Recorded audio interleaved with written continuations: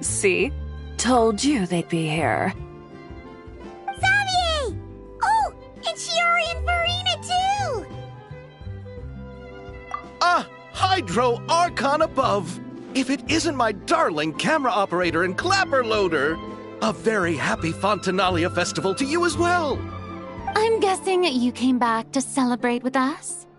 Yep, and help out too! Even though the last festival had some unexpected hiccups, making the film was still super fun.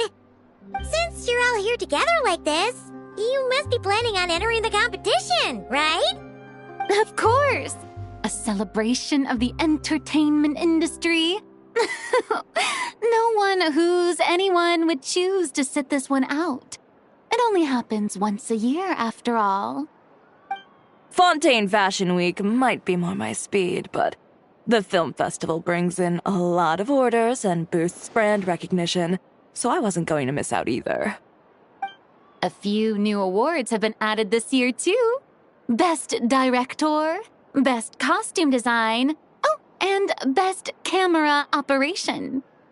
Ooh, sounds like we've got work to do. Come on, tell us! What's Musketeer Pictures film gonna be about? Oh, about that. What's wrong, Xavier? What's with that look? Oh, man, you weren't scammed by some shady investor again, were you?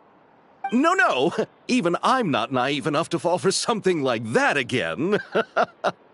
Besides, thanks to the fine people here, Musketeer Pictures has more than enough funds to shoot without investors.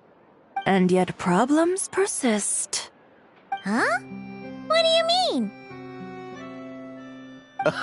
Well, we were planning to replicate our past success and shoot a film based on a popular novel. But as we were holding auditions for the female lead earlier today, a striking young mademoiselle wandered in by accident. Her disposition was simply ethereal, the look in her eyes somewhat melancholic. Oh, I wish you could have been there. The awe I felt can scarcely be put to words. You had to be there, friend. No matter where she stood, it was as if her surroundings, even the air itself, turned into the perfect shot. Guess you found your lead actress, then? No, quite the opposite. My script is entirely unworthy of her. I fear it is. Nevertheless, I couldn't help but approach the mademoiselle to ask about her background and what brought her to Fontaine. What did she say? Sadly, she said her best friend was gone. After returning to her own homeland not too long ago, she decided to visit where her friend was from to remember them better. Oh, no wonder she looked sad. Yes, but that's when it struck me. Why not cast her as the lead in a film centered around her search for this old friend? Huh? You're gonna rewrite the whole script? But is there even enough time? Isn't the prep work super complicated? We might not finish. Think about the difficulties we faced with the two Musketeers. We had to start from scratch back then, too. I'd say we're ahead of the game this time. Guess so, but... Don't worry, Paimon. Shiori and I have evaluated the proposal, and we support Xavier's decision. I won't really need to start on the costumes until the cast is finalized, so it's not too much extra work for me. Oh, fair mademoiselles! How can I ever thank you? Finishing the script would be a start. You know, compared to a commercial popcorn flick, I do prefer the idea of shooting a more artistic film. One that leaves a profound and lingering impact in the hearts of the audience. I agree. True trendsetters are the people who dare to go against the grain. Well, leave it to Director Farina to have a vision. Honestly, though, the artistic passion of everyone at Musketeer Pictures is inspiring. Anyway, now that we've heard so much about this lead actress, Paimon's gotta know who it is!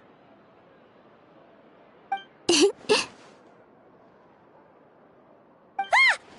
Columbina! What are you doing here? Hello. I was just walking past when I heard you talking about me, so I came over. Huh? You know Miss Columbina? Of course! Wait a second. Does this mean Columbina is the actress who inspired the whole rewrite?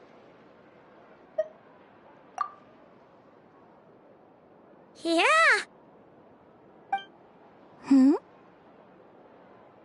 Wait, so did you make the trip by yourself, Columbina?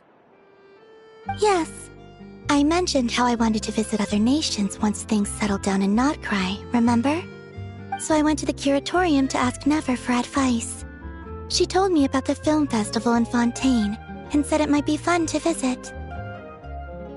I spoke to Lauma before I left too, and she thought it was a great idea to get out for a bit. It's just, I received quite different travel advice from the two of them. Oh? How so?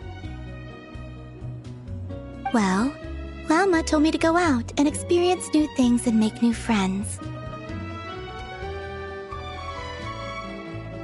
What a wonderful suggestion! That's how a trip should be. What about Nefer? She said, don't trust anyone and don't talk to strangers. Yep, that sounds like her. I can understand that too. It shows this Nefer cares about you a great deal, Miss Columbina. Yes, so I plan on combining their advice. All I need to do is turn strangers into friends, and then I can talk to them. Huh. That kinda makes sense, but also not. Hey, Chiori. Oh, look who's back. Happy Fontinalia Festival, you two. Oh, looks like we have a superstar in our midst. How about an autograph, Big Shot? Haha, very funny.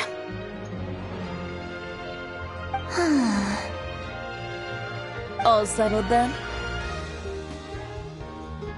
Yep, the Duke gave his blessing, and I cleared it with the Udex. During the festival, inmates with good behavior will get a chance to spend some time on the outside. Under the stringent supervision of the Special Patrol, of course. Risley! It's been a while! Happy Fontinalia Festival! Does that mean Veronique and her brother will be at the festival? During a specific window of time, sure. Doesn't hurt to give the inmates something to look forward to. A little sun'll do them some good, I think. This is a friend from your travels, I'm guessing. Thought I heard something along those lines? Right! We should make some introductions, huh? Chevros, Risley, this is Columbina, a friend we met in Notcry. Welcome to Fontaine, Miss Columbina. I bet the weather's been quite an adjustment. Yeah.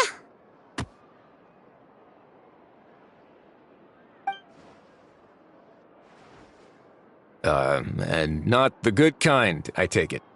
No, I quite like it. It's a lot warmer than Notcry. Then what was the punch for? Oh, should I not have done that? The flowers that bloom here are so vibrant, and the people are so kind. I just wanted to become friends as fast as possible. Ah, so that was meant as a gesture of friendship. Is that right, Miss Columbina? Mm-hmm. Isn't that what friends do? Right. Might have been a Bit premature in this instance, though. Your friend here is quite the character. Good thing we said something. You weren't seriously gonna go around punching every single person in Fontaine, were you? No, just the ones I wanted to be friends with. That's not... what Paimon's trying to say is, maybe keep the punches to a minimum until after you're friends with someone. If you say so. You're quite the character, Miss Columbina. So, are we friends? Of course. Any friend of the Traveler is a friend of mine. Yeah. Oof.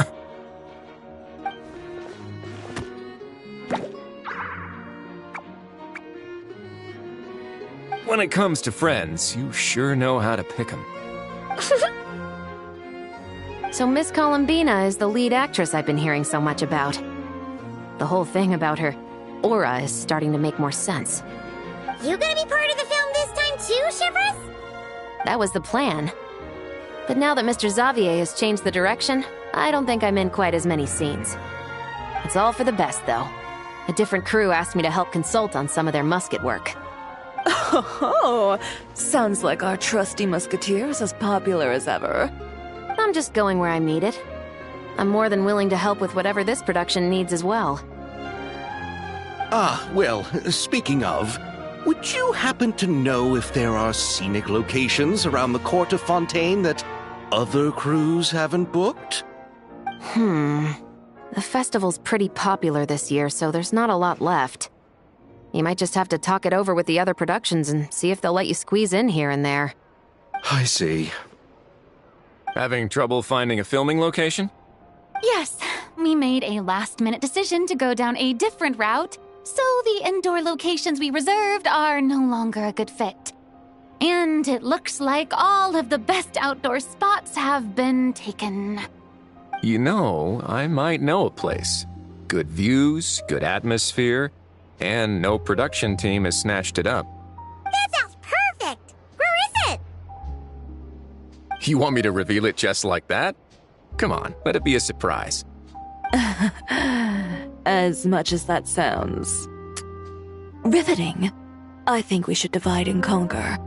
You go do that, and Director Farina and I will take Miss Columbina around the city to discuss lighting and styling. Is that all right with you, Miss Columbina? Traveler?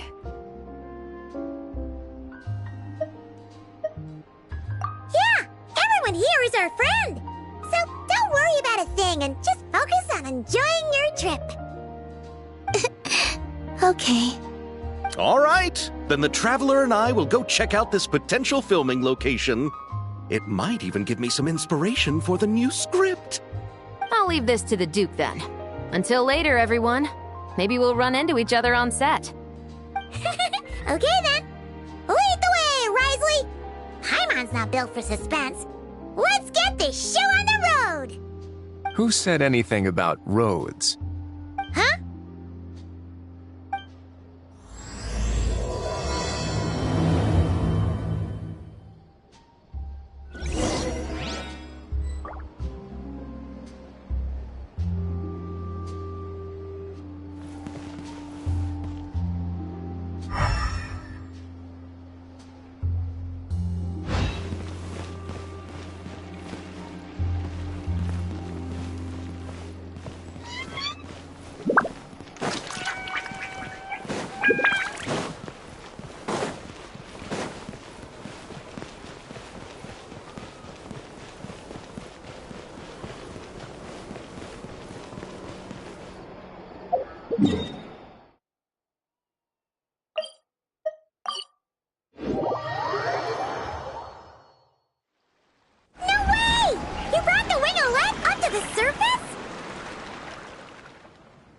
It'd make quite the grand backdrop for a film, don't you think? Paimon's more focused on the fact that this thing is supposed to be underwater, inside the fortress of Mirapede. True. And keeping up with the maintenance on a vessel this big is a lot of work. It takes a crazy amount of manpower just to keep it up and running. Oh, Paimon kind of thought it just sat there until you needed it. I wish it were that simple. The truth is, the maintenance costs on this thing are substantial, so we decided to rent it out during the festival to earn some extra mora. Besides, the inmates are the ones who keep it in good shape. Seeing the fruits of their labor put to use is a good form of social rehabilitation for them. Huh. You've really thought this through. What you think, Xavier? Is this a good place to shoot? Ah, I've got it! Good messieurs and mademoiselles, I've got it! Gonna take that as a yes.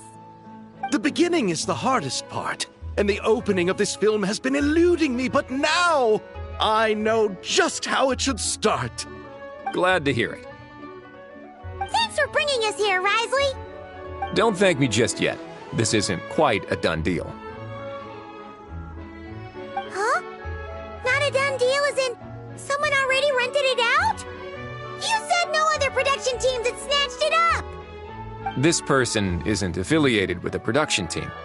The rental fee was high enough to scare off plenty of other film crews, but she didn't blink. Made quite the generous offer, and didn't even attempt to haggle. Do you know what she plans to use it for? I'd like to at least have a rough idea before going in to negotiate. I didn't ask for the details, but I did see what looked like a fishing permit and a business license on her desk. My guess is she's planning on using it for some kind of restaurant or aquarium. A floating restaurant is sure to attract people, but an aquarium sounds cool too. The views from the ship make it a great spot for a date. The winglet might not be under my command right now, but it's always nice to see her admired. A film is sure to drum up some good publicity as well. I do hope we can work something out with the current captain. Well, guess we should head over and talk things out then. Best of luck.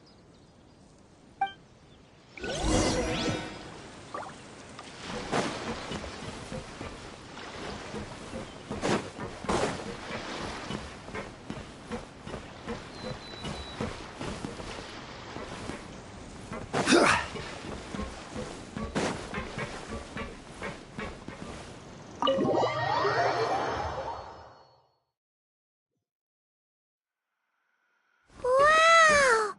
The winglet seems even bigger up close. The rooms are so spacious.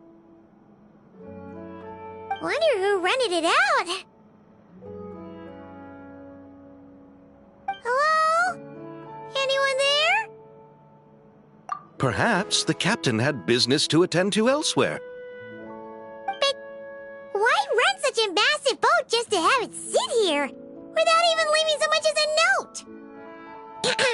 Let's try again. Anyone there? Hello? Seriously? Right now?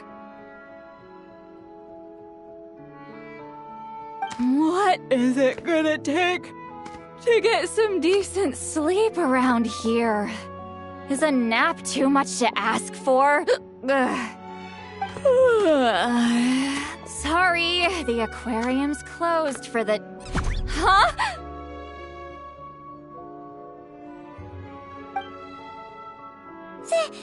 See Lolly? Traveler! Paimon!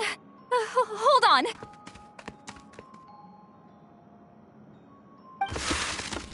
Oh, this is just great! How am I gonna go out dressed like this? Oh, what happened to my regular clothes?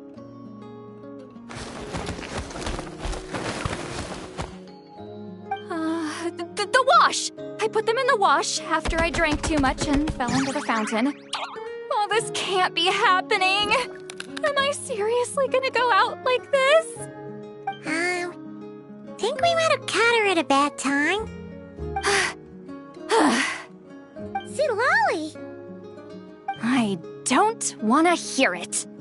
Hear what? A single word about what I'm wearing. No comments, none. Is that clear? Oh, yep. Crystal.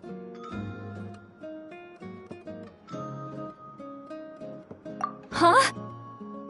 You think so? No, wait, I told you not to say anything! What was... Oh, his thoughts. I heard his thoughts. How could I forget about that? Oh, this is so embarrassing. I seemed a little too pleased to get that compliment, didn't I? Wait, the mind reading went both ways. Does that mean the Traveler's hearing all this too?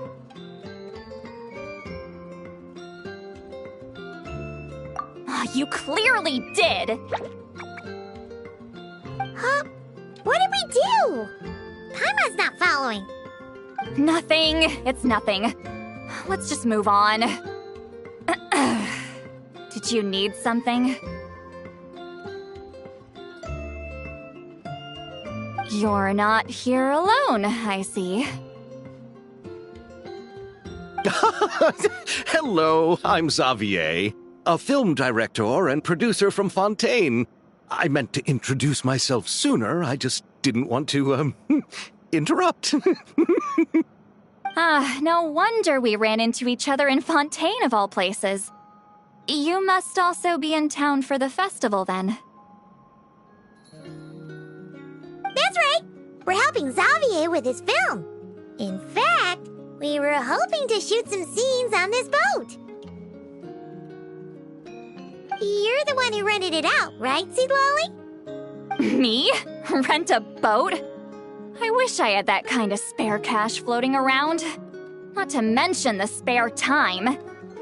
Don't get the wrong idea, though. I'm not here to sail off into the sunset and live out some cushy retirement life, okay? I'm not that old. Then why you dress like... how did you end up staying aboard the Winglet? Well, I heard one of my favorite light novels was getting turned into a film, so I came to Fontaine to catch the premiere. Originally, I booked a room near the Opera Epiclese, but I'm quite particular about where I sleep these days. I think it's an age thing. And that bed? I just couldn't sleep in it.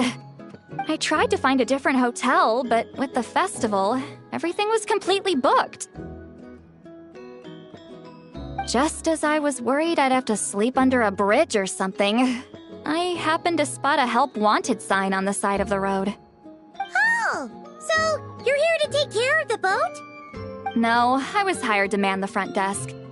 The pay is a bit low, but food and drinks are covered. And it includes room and board during the festival. Plus, the job is simple. So I thought I'd give it a shot. Wow! They actually thought you'd be a good fit, huh? What? You don't think I'm cut out for it? All I have to do is tell people the aquarium isn't open yet. Other than that, I'm free to do whatever I want. It's a pretty sweet gig. That's all? Yeah, I was also kinda shocked. But it's not a lie. Head downstairs and see for yourselves. There's nothing but empty tanks. Not a marine animal in sight. Did your boss mention anything about being open to film crews using this space? Our production was hoping to film on the deck for a few scenes. No. That never came up. You could just ask her. Oh, she's around? What kind of person is she? We should know what we're heading into.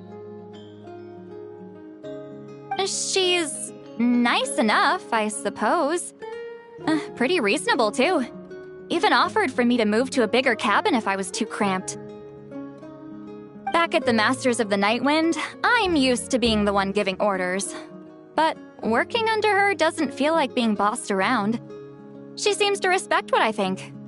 Wow, she sounds like a great boss. She did tell me she'd rather not be disturbed, though. She's been working on an important project, so I'd keep it brief. Got it. Thanks for the heads up. All right, the captain's quarters are this way. I can take... Wait. But I'm wearing... whatever. I doubt she'll care. Just follow me.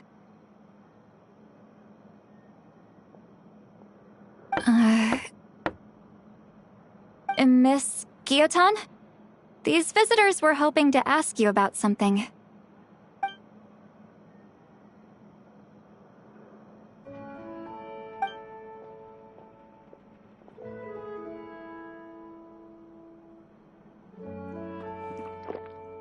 I thought I said to limit the interruptions.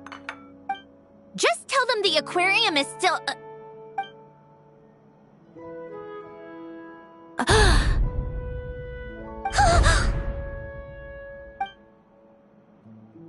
Sandrone? You're here! Huh? You know each other? Are you okay, Sandrone? Do you still remember us? Everyone was so upset after what happened. We all missed you so much!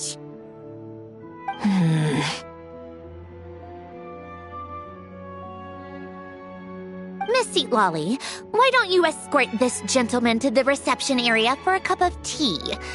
I have something to discuss with these two in private. Ah, I see. Right this way, Mr. Xavier.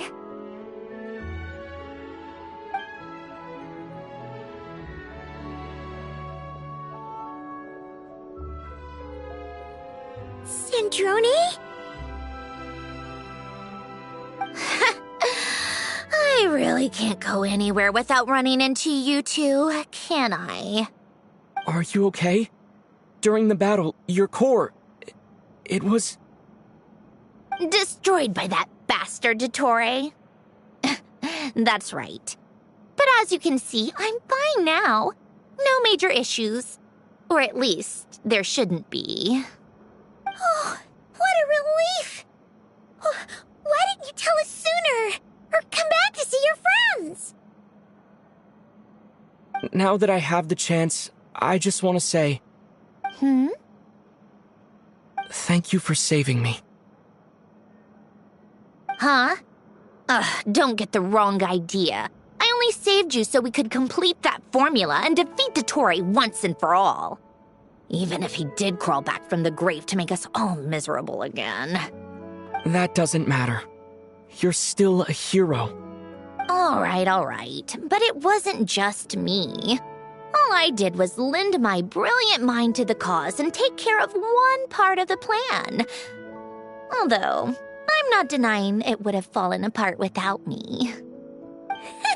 You got that right. You're amazing. But how did you go from From a lifeless pile of scrap to looking like this? Well, my mom was trying to put it a bit more gently, but yeah. Where do I even start?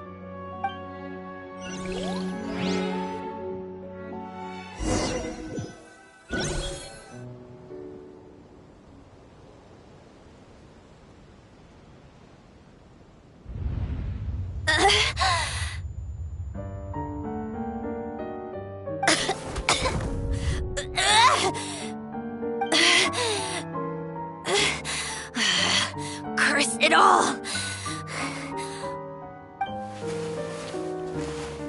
Where am I? Did we do it? How much time has passed? I'm not in one of that lunatic's experimental labs, am I? Wait, Fontinian decor. Books from the Research Institute. Phew.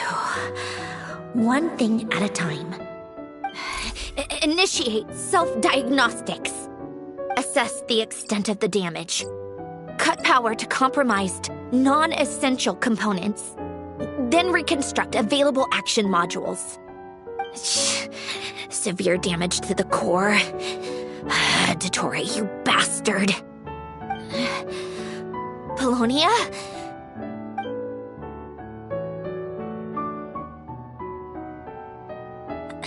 Polonia, wake up! Activate!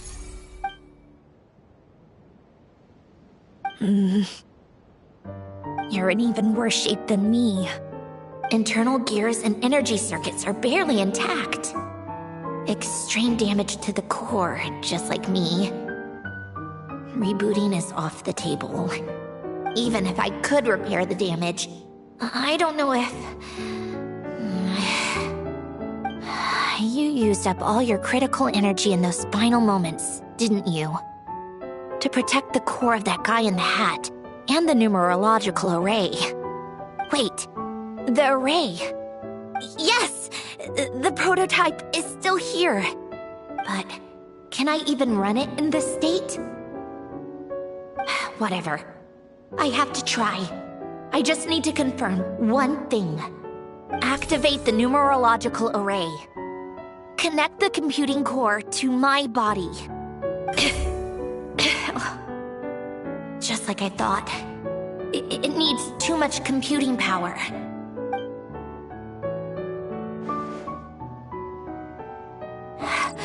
Cut off power supply to all functions except the thinking module. Please. I just need to ask one question. Initiate query regarding the 3 moon sisters. How many living moon goddesses are there in possession of the Trilunar Authority? 1. It worked. You did it, Columbina. You made it back. But how did I survive? The self-diagnostics showed damage severe enough to shut me down for good. What triggered the reboot? A built-in message? Only visible after a core reboot. The final gift. Alen! Were you the one who gave me this second chance? But why now? What activated it? What is that? A vision? Wait, no. It's a stellar linchpin?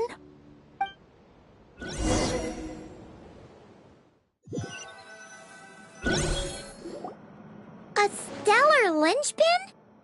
What's that? You can think of it as a rare kind of vision.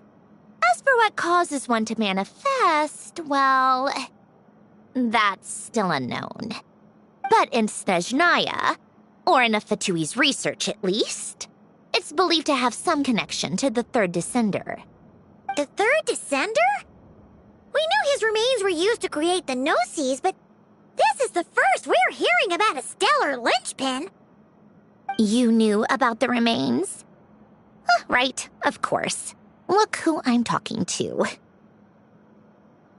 Yes, the Heavenly Principles used the remains of the Third Descender to create the 7 Gnosis as a means to consolidate the Archon system. Visions result from that same system, so extrapolating from there, it's clear that the manifestation of a vision is also, to some extent, related to the Third Descender. Still following? For those that wield them, visions serve as a means to channel elemental power. The same is true of stellar linchpins. The difference is that, when wielding elemental energy, stellar linchpin users often exhibit a unique kind of power that seems to come from beyond to that. It's believed that, when a stellar linchpin manifests, impurities from the remains of the Third Descender get fixed in place. Hence, the name. That's also believed to be the source of the strange power I just mentioned. We've heard that visions can appear when someone has a really strong wish or desire. Stellar linchpins sound kind of similar, so does that mean... Huh? Oh, don't look at me like that. I've never had any grand wishes or aspirations. Just a list of things that drive me up the wall. So if you're asking why this thing appeared, I have no clue. All I know is that without it, the gift Alen left me, this built-in second chance, never would have triggered. The damage to my core was too severe. But thanks to the stellar linchpin's manifestation, it did trigger. And after my core rebooted, I was able to repair the damage to my body. I also managed to import the numerological array, along with some of Polonia's surviving algorithms into this form. Wait, does that mean Polonia is... Yes. Unfortunately, Polonia is... beyond repair. Oh, we're so sorry to hear that. But you also mentioned something about a final gift? Yes. Alen often spoke to me about wishes and desires when he was alive. I suppose he thought there might come a day when I wished for something, and was willing to sacrifice my own life to fulfill it. So he left me a chance to start over. No, never. Alen once said I was his proudest masterpiece. That might sound boastful coming from me, but it's also an undeniable fact. After Alen died, I started studying how Polonia and I worked. Polonia is essentially a computational machine, so it wasn't difficult to figure out the mechanical principles there. But when it came to my own structure, that's when Alen, the Lord Artificer's true greatness, struck me once again. I attempted to imitate it when I created Catherine, but in the end, she turned out to be nothing more than a superficial replica. What? But his creation skill, Catherine, is super impressive. We were shocked when we first found out she was a puppet. No, she's nothing compared to what Alen was able to create. Some of the mechanical principles of my own core are still a complete mystery to me. Keeping that gift hidden wasn't even a challenge for him. Just a shame I had to waste it on fighting Dottore. I just couldn't stand the thought of him coming out on top. If you put it that way, the world owes me a whole lot then, doesn't it?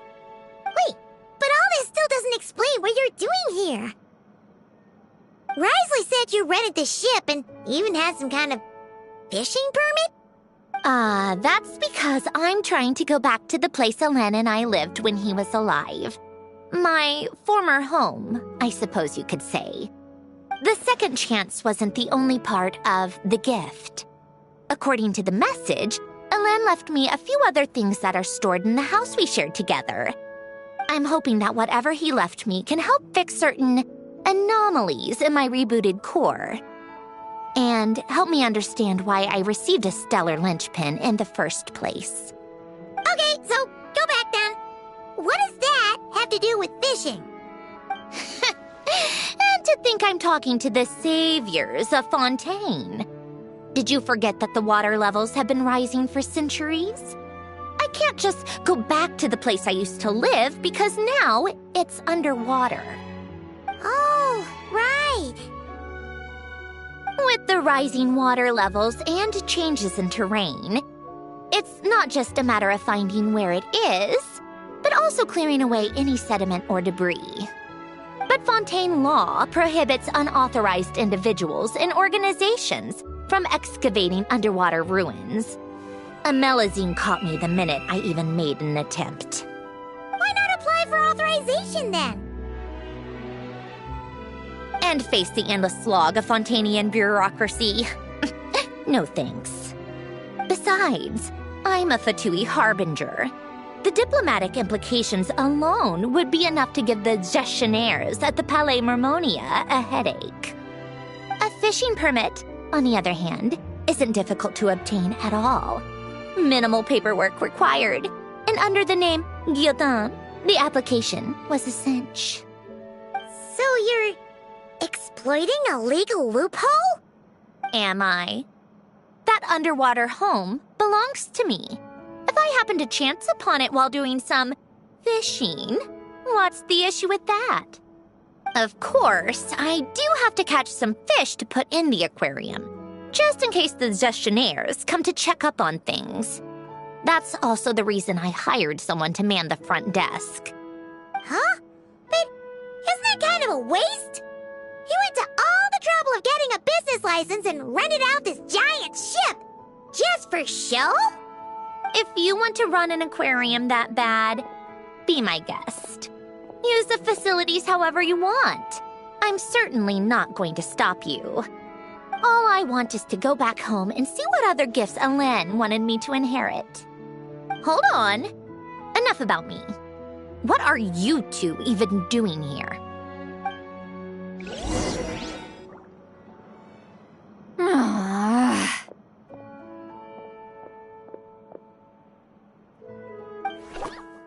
Seriously? They've been in there forever. The reaction when they saw each other was strange, to say the least. They're lucky I was nice enough to leave the room and give them some space. Back in the Masters of the Nightwind, I'm the one who gets to kick people out. I just want to know what they're talking about. Should I cast a little eavesdropping spell? Oh, no, what am I thinking? I'm Granny Eastley, the great shaman of the Masters of the Nightwind. I can't do something like that. This is just ridiculous. Making me wait out here for so long? Where's their respect for their elders? Oh, here they are. Were you back there arguing or something? What took you so long? The two of you are already acquainted with Miss Guillotin, then? Oh, yep. But don't worry, we got everything sorted. Sandrone agreed to let us shoot on the ship, but it has to be when she's not here. When she's not here? That's right. You'll excuse me if I didn't exactly ask for this little reunion. I wasn't planning on seeing anyone. Like I said, my core is severely damaged.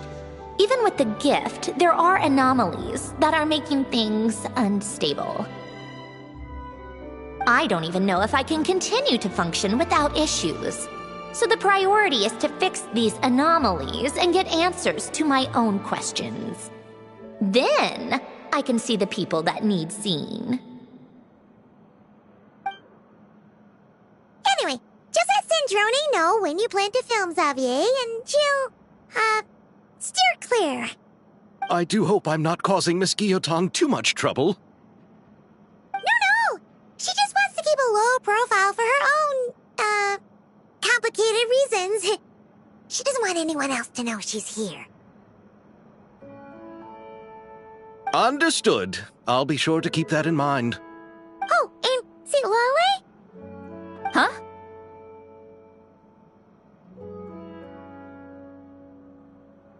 You mean Miss Guillotin? What does she want? Oh, please don't let it be about the pajamas. What? The 7th of the Fatui Harbingers? Why are you telling me all this? I asked the Traveler about you, and I've decided it's best to be open in this instance. I can understand if you would rather not work for a Harbinger. Regardless, the room on the ship is yours to keep. You're an acquaintance of the Traveler, and I plan to honor that.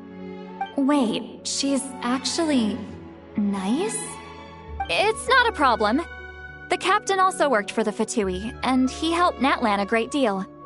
We know that there are good people among your ranks. Besides, I've been around long enough to know what it means to earn one's keep. This isn't Natlan, and I don't expect special treatment. Besides, sitting at a desk isn't exactly backbreaking work. I appreciate that perspective, great shaman. Seat Lolly. Just call me Seat Lolly. That title makes me sound so... old. Well, Seat Lolly, the Traveler and I are looking for something, so we'll be heading underwater together soon. I'll leave the ship in your care while we're gone. Together? How often? Not too often. We're heading out in a bit, but I'll be available if you need something. You couldn't, go alone? I wanted to, but he was concerned about my physical well-being. So he offered to come with. Guess my mental well-being means nothing then. Huh?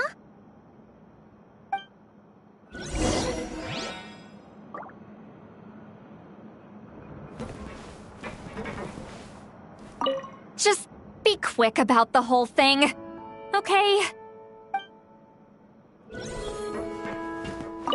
Miss Gyotan is so generous. We talked it over, and she agreed to let our crew come over and do some test shots while you two are out.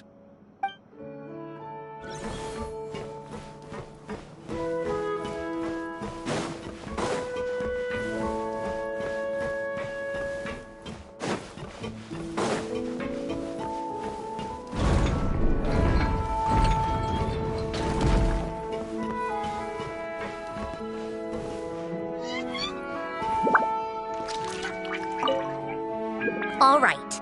Our first stop is the Beryl region. After Alain left the Fontaine Research Institute, he lived in seclusion somewhere around there.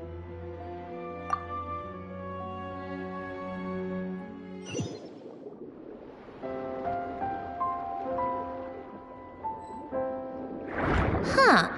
This place has changed a lot. Guess I really have been gone for a long time. Let's look around and see what we can learn. Oh, and don't forget to catch a few to take back. We need to keep up appearances, remember?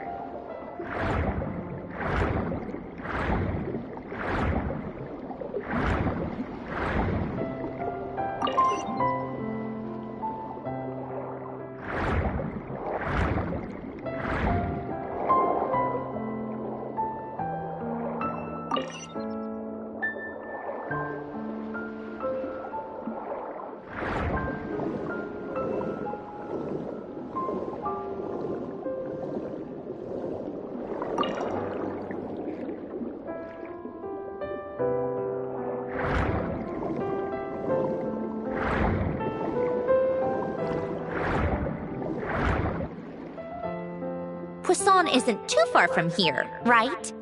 It's all a bit nostalgic, I guess. Back when I lived here, all this was still above water. All right, I have a general understanding of the terrain changes and sediment accumulation. We can stop here for now.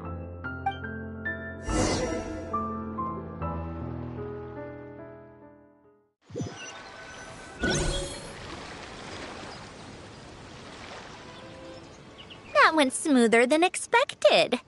I appreciate the help. No problem. You doing okay though, Syndrone?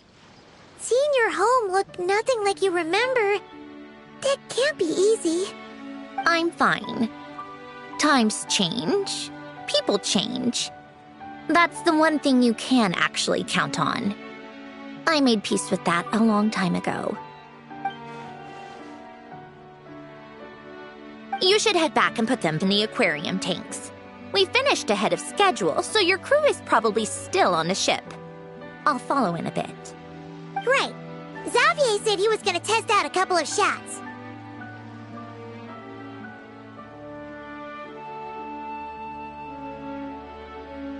I'm sure. I want to take another look around on my own. Okay then. Want us to let you know when the filming is done? No need. Columbina relies on Kuvaki to perceive her surroundings. In Nodcry, her senses are heightened because Kuvaki is everywhere. But here, as long as she doesn't activate her abilities, her range of perception should be equivalent to an average person's line of sight. I figured that out back in Snezhnaya. That's oddly specific. I have hiding from her down to a science. So, what? Things might be a bit different now that she's merged with the Moon Sisters, but I doubt there's been a drastic change. The point is, you two can head back. Don't worry about me. Okay, if you say so. Come find us on the ship if you need anything.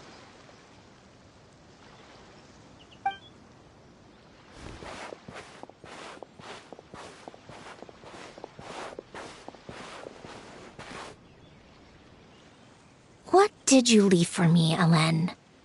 Did you know I would come back? Or did you make it so I would have to?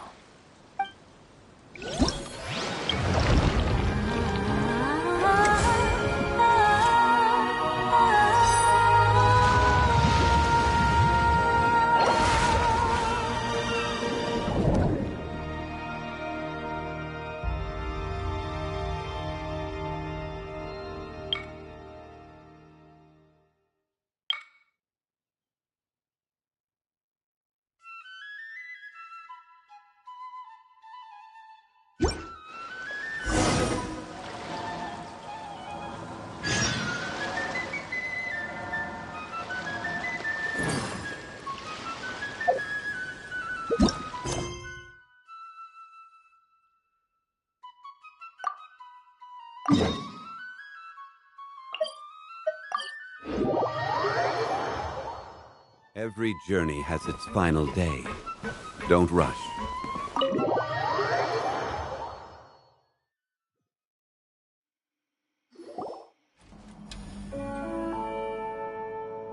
Xavier, we're back! Shh! Quiet on set! They're filming over there. Oops, sorry.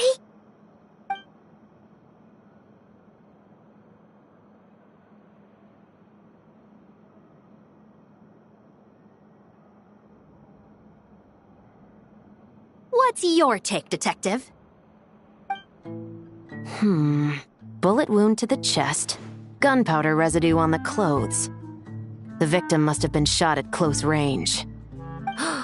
You think it was someone they knew? Yes.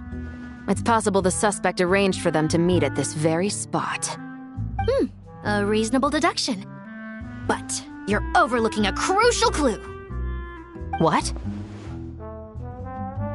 The victim's pocket watch is missing. And cut! I think we got it! Good work, everyone!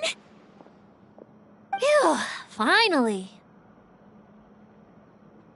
Acting was nerve-wracking for me when I first tried it too.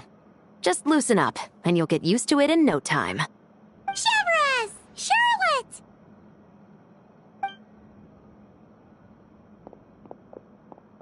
Oh, hello there, you two. You're filming here too? Oh, so Charlotte's crew must have been the one that asked you to help out, huh, Severus? Yep. They heard about a potential filming location and wanted to come check it out. But when we got here, your crew had already beaten us to it. Luckily, Xavier and our director, Lapine Pauline, go way back. In the end, we agreed to just share each other's filming locations. Considering all the last-minute changes, that's just what Musketeer Pictures needed. For sure! Based off the scene just now, you must be the star of the film, Charlotte! You bet! This detective costume really suits me, don't you think? Oh, for sure. You're already right at home lurking in the shadows taking pictures of this and that.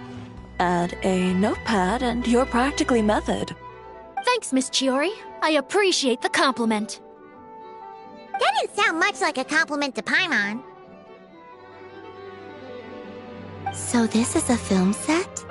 It looks like a very happy place. This must all be quite new to you, Miss Columbina. Yes. I watched a few films with a friend once, but she thought there was no point if I wouldn't open my eyes. So she stopped inviting me. Looks like I missed out on a lot. True, but being an actor seems like a tough job. Huh? Most people would swap lives with an actor in a heartbeat. The lifestyle is so glamorous, and the pay is more than generous. But they have to act out lives that aren't their own, with the whole world watching on in judgment. If they don't do it justice, it must feel like they're letting people down. That's exactly how it feels. This young lady has quite the unique perspective. Well, that's true. But these actors are here because they want to be and they think it's fun. Most of them, at least. Not to mention, the film we're shooting is based entirely on you, Miss Columbina. You just need to be true to yourself.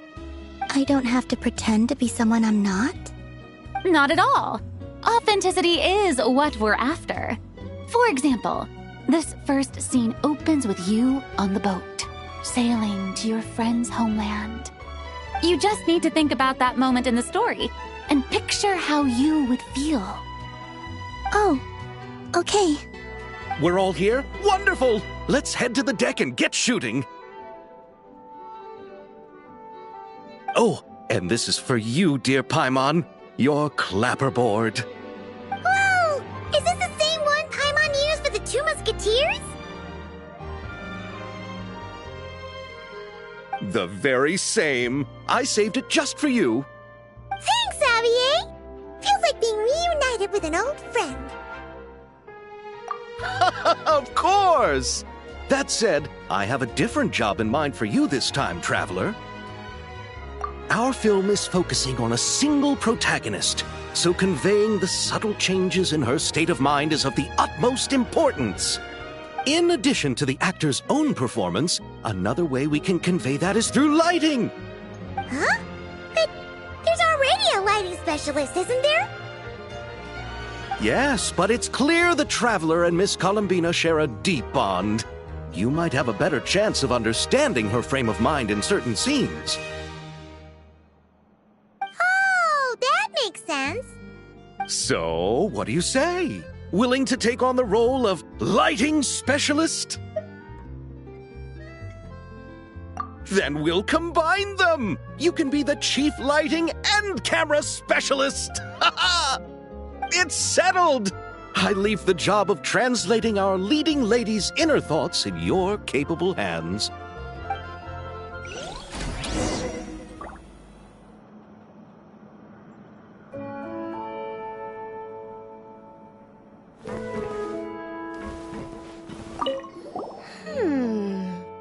Seeing all the sets in place, things are looking even better than I expected. The actors are doing great too. Editing it all together is gonna be a piece of cake. Bet I can finish it in one night. Hi, Lapine Pauline. Hey, you're back! The timing couldn't be more perfect. If there's one thing you absolutely can't miss, it's the Fontinalia Film Festival. And you're a director this time. That's so cool. It's all thanks to my apprentice, Nanette. She's the one who told me to read Great Detective Herlock in the first place. And then it struck me. This would make a great film. What about your savings, though? You didn't... Yep, I went all in. Paimon was worried you'd say that. Oh, relax. It's different this time. I met director Xavier back during my camera outsourcing days, so I got to know the industry a bit. I know exactly what our film needs and what the fans want to see. So be sure to check it out. I'm confident we've got a winner on our hands. Sounds like it. But we've got some filming chops ourselves. It's definitely still anyone's game. Then may the best film win.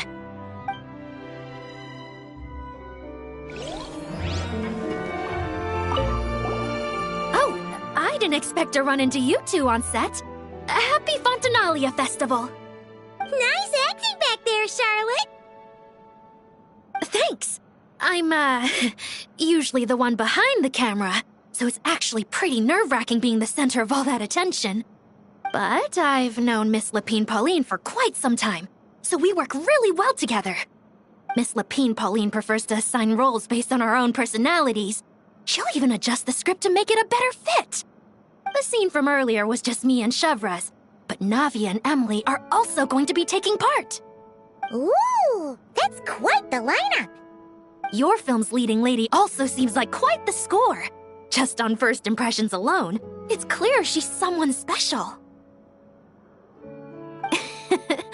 Guess we'll just have to wait and see who wins Best Picture and gets to go home with the Farina Award.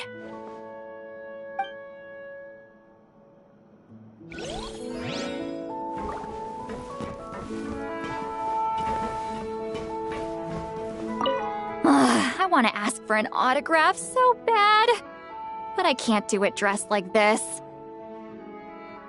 The cast of Great Detective Herlock. Duh! I came all the way here just for the premiere. But I didn't expect to end up on their film set. My laundry just won't dry. The weather here is too wet.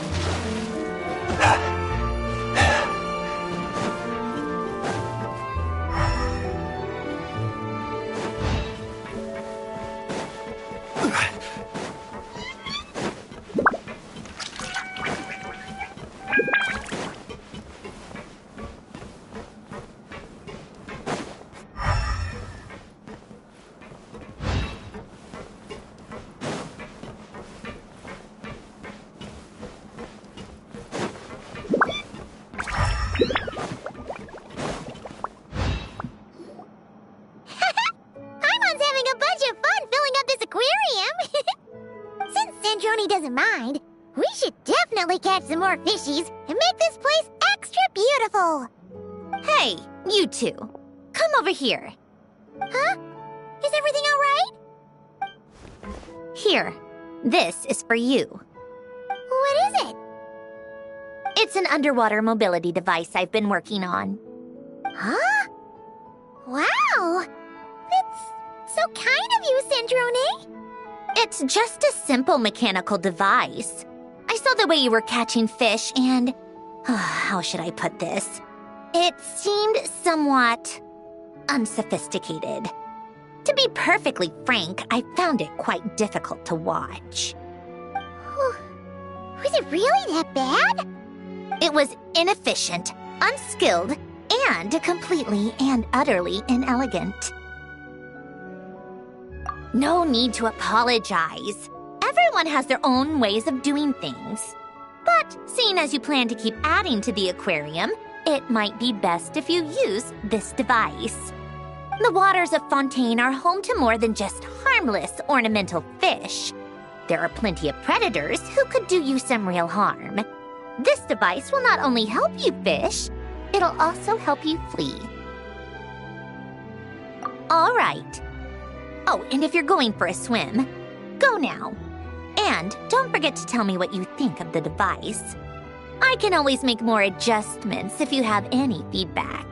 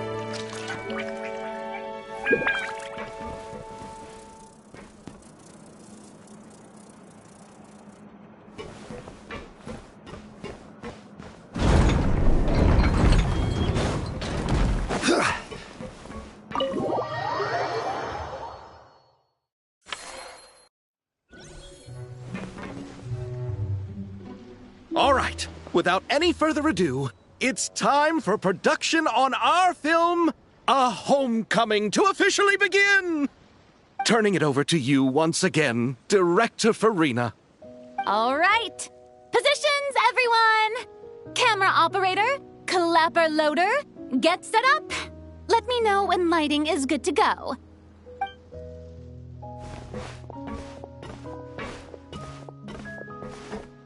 All you need to worry about, Miss Columbina, is hitting your mark. Other than that, just focus on immersing yourself in the emotions of the moment. Okay. Good. Lighting, are we ready?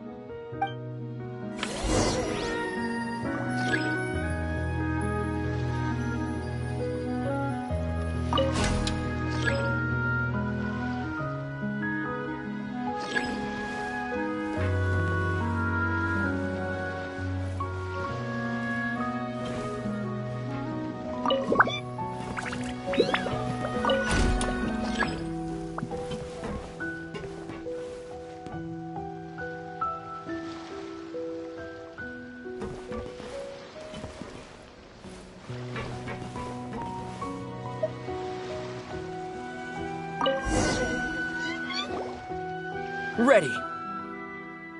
All right, quiet on set. 3, 2, 1, action! This is her homeland. Columbina. Cut! The emotions I'm looking for were definitely there. Let's just try to keep it a bit more natural. Oh, but definitely keep that gesture at the end. I loved how real it felt. You looked genuinely moved. All right, if you're ready, let's go for another take. Miss Columbina? That presence. It kind of felt like... Sandrone?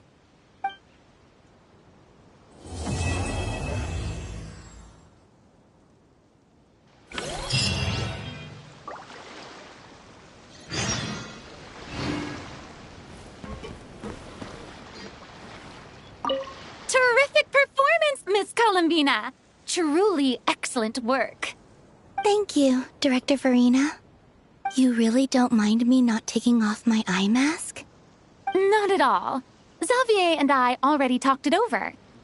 The character is based on you, so there's no need to change what you're accustomed to doing. Besides, the mask could become one of the defining traits of our film's leading lady. Just like you suggested, we'll leave the reveal to the more important moments.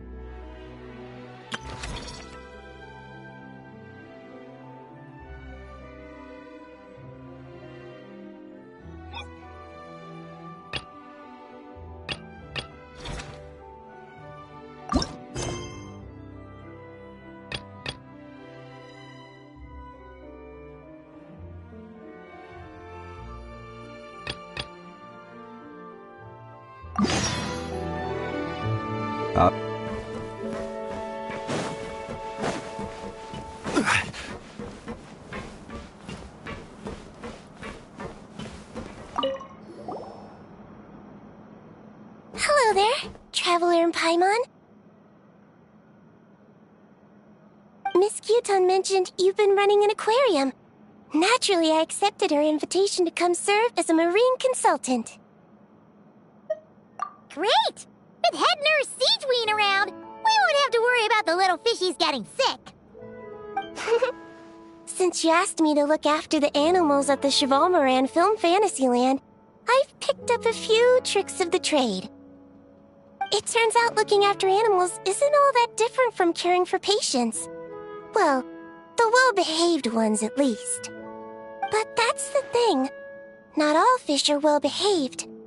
So on top of looking after the ones you already have, I have a few ideas for inpatient therapy that I'd like to discuss. The word from Officer Siseth is that certain wild fish have been getting unusually aggressive lately. Apparently, they're attacking other creatures, as well as divers and even small boats. I was wondering if we could invite them to the aquarium for some rest and relaxation. At the very least, it'll keep them from causing any more trouble. Once they're here, I can look for a way to cure their sudden bad temper. That way, we can help the fish and the waters return to normal. And you can add some unique guest performers to your aquarium. What a wonderful idea! All right.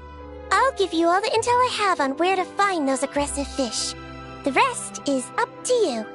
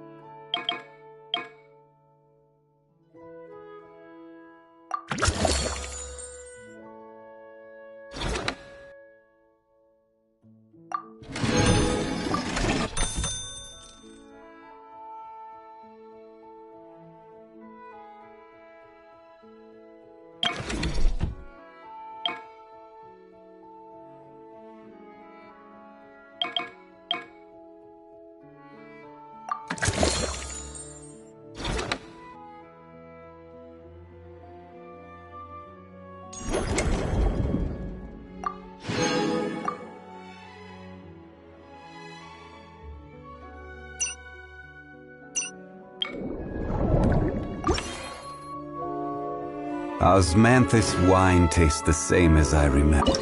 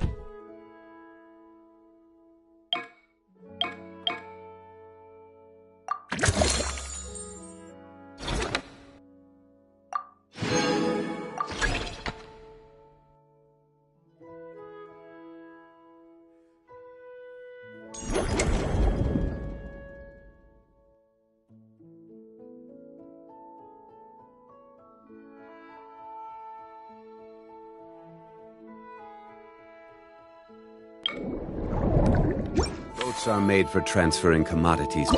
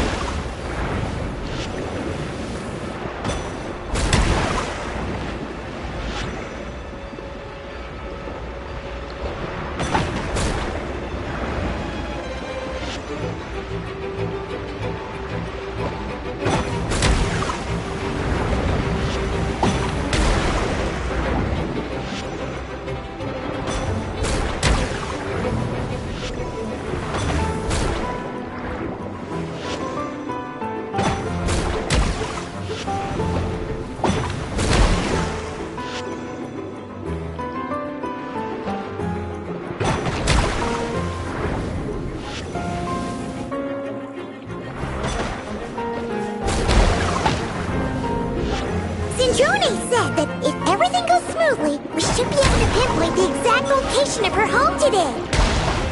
Let's head to the wing-o-lette and meet up with her.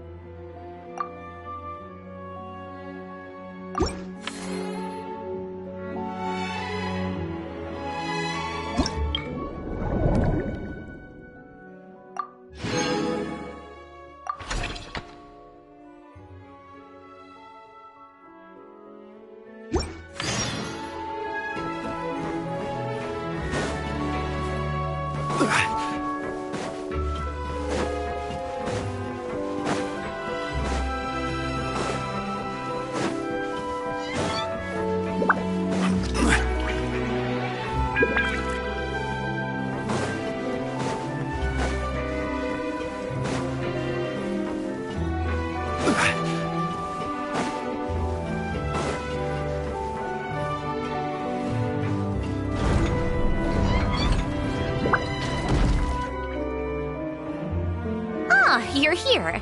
We should get going then. Xavier and the others should be filming soon. How's it going? Have you managed to figure out the location of your home yet? I've narrowed down a few potential locations. We just need to take a sample from each one.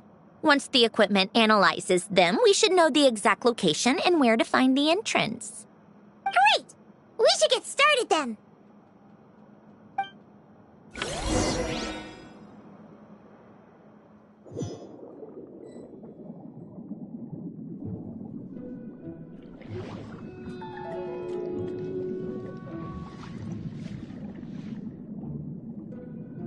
All right, let's get a move on.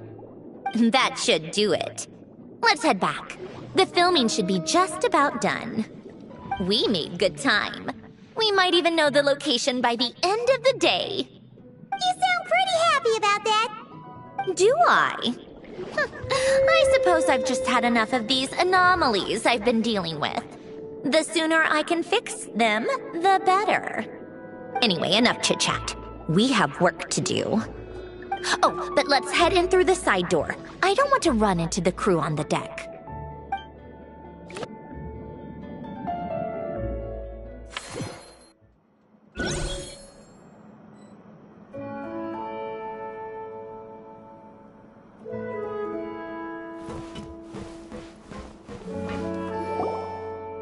Oh, you've been bringing back so many fish lately. The aquarium is starting to look like a real ocean habitat. We're practically pro fishy fetchers already. You appear to take great pride in your work. You betcha. But behind the sense of accomplishment, there's something else. Something more like... Yeah, that's it. That's how Paimon's feeling underneath. Why's that? Paimon's not sure. It just feels like something's missing.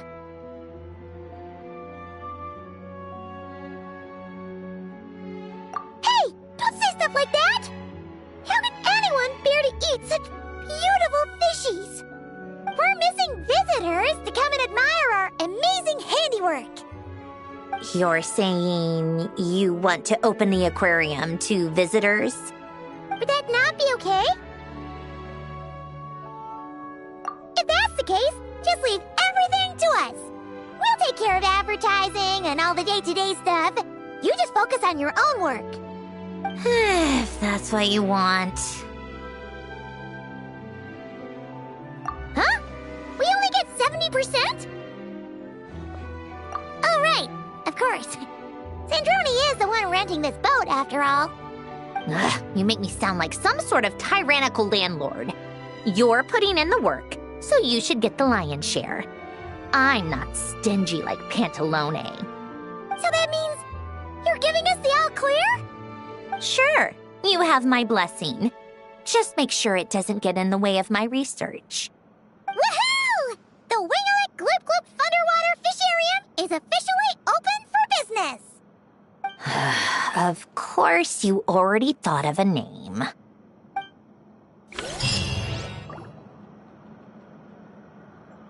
All right, now we just need to wait for the results. Since we have some time to kill, I suppose I might as well see how this aquarium of yours is coming along. You seemed quite enthusiastic about it, after all. It's really coming together!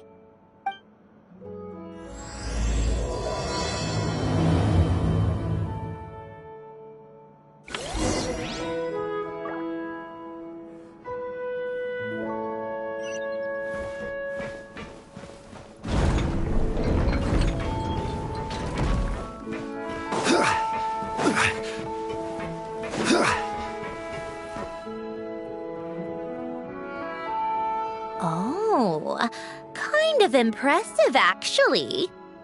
These must be the ones we caught the first time we went underwater. Like it? It's fine, I guess. Nothing special. Come on! It sounded like you really liked it just now! You're that proud of it? Is this a sense of accomplishment or something? Well, yeah. And it's pretty! You know it's gonna be gone soon, though, right? What do you mean? After the festival, this ship will be returned to the fortress of Meropide, and this aquarium will be no more. So? So, no matter how much work you put into this place, once the festival is over, it's all just going to disappear. But not making the most of it when we have the chance is an even bigger waste! But if you know it's all going to be gone one day, why even bother? Well, Because you still get to keep the things you gain along the way. And those are things that can never be replaced. Doesn't that make losing them even harder? Well, if you put it like that. But the happy memories we make along the way last forever. You just have to take a more glass-half-full perspective. Not to mention, everything we do here is going to be on film, so it'll still live on in some shape or form. And when you look back on it, only happy memories will come to mind? Exactly! So it's about finding joy in the process itself. Traveler! You're back already? What's wrong with that? You say that like it's terrible news or something. How did you get here? I didn't see you on the deck. Oh, never mind. We need to help Miss Guillotin hide ASAP. The crew is heading over here to shoot any second. What? They should be done by now. There was a mishap earlier that cost them some time. I was waiting on deck so I could warn you the minute you showed up. Anyway, you should head back to the captain's cabin right away. They're gonna be here any minute now. Ugh, finally! That's a wrap for the scenes on the deck. Wouldn't have taken half as long if the wind hadn't snapped our equipment in two. Uh-oh! Too late! Change of plans then. You'll just have to hide. Hide? And where exactly am I supposed to do that? Oh, there's a box over there! You can get in that! Huh? You expect me to... Do I need my makeup done for the next scene too? For the love of... Let me see. Maybe just a quick touch-up. Huh? Traveler and Paimon? What are you doing here? I thought you took the day off to take care of something. Huh? Oh, well, it didn't take as long as we were expecting, so we came back early. What about you guys? You're still not done shooting for the day? No, we ran into an issue that, set us back. It meant Miss Charlotte's crew wasn't able to wrap either. We both still have scenes to shoot in this aquarium. Oh, that's not ideal. For several reasons. Let us help then. The sooner we wrap, the sooner everyone can get some rest. All right. Thanks, you two. Miss Charlotte's crew can go first then. If I'm not mistaken, you still have a night shoot later. Thanks, Director Farina! Of course. Fellow artists should help each other out where we can. Agreed. Well then, camera, lights, get set up. Actors, give your lines a quick once-over. Let's try to get this in one take.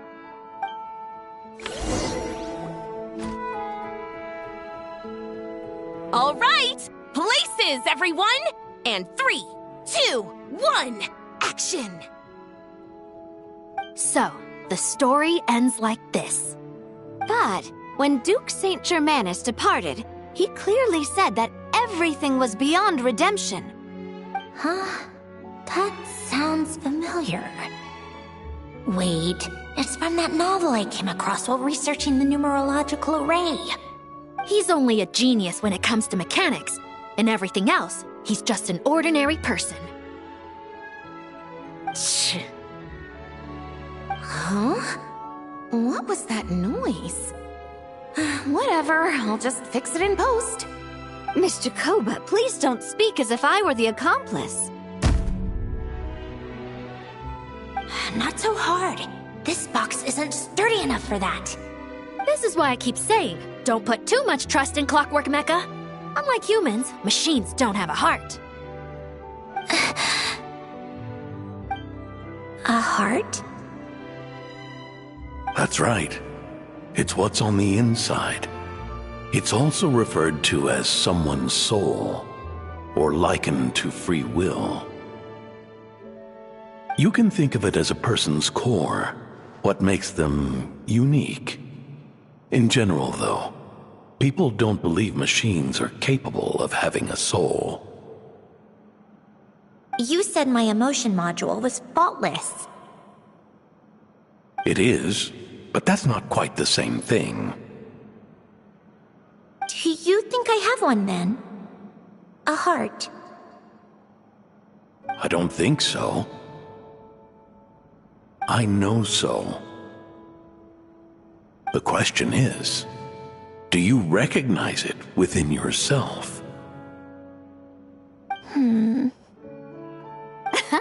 That's where you're wrong. I can't believe this. Forcing me to hide in a box and listen to this drivel. Me. In the end, clocks tick through tranquil years. Fish swim in crystalline springs. No matter how grand a dream is, it will fade away like this. Forlorn, wordless, silent. And cut. That was a long one. What did you think? If she makes them do another take, I'm going to flip a lid. And not just the one to this box. Oh, there were some weird audio things going on, but acting-wise, it was great! It's a keeper! Perfect! That means... I can get out of this box. It's our turn! Camera operator, set up for the next scene.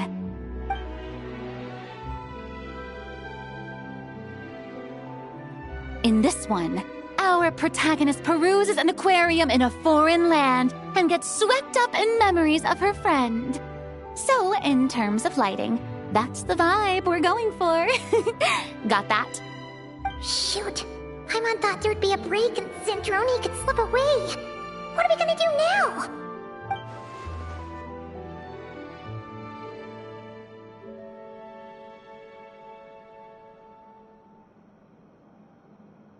Break a leg! Yep, we're headed off to shoot our next scene.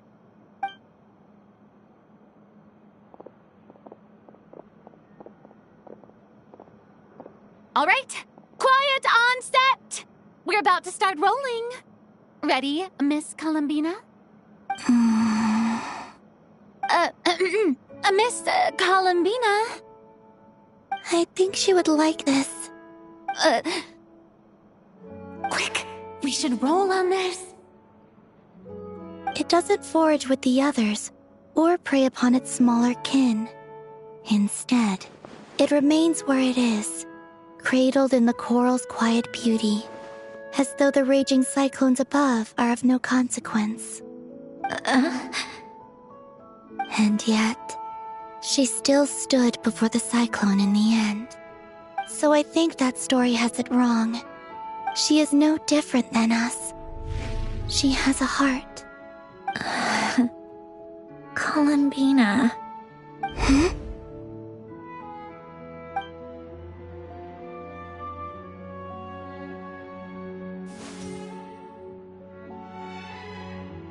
Uh-oh, is she onto us?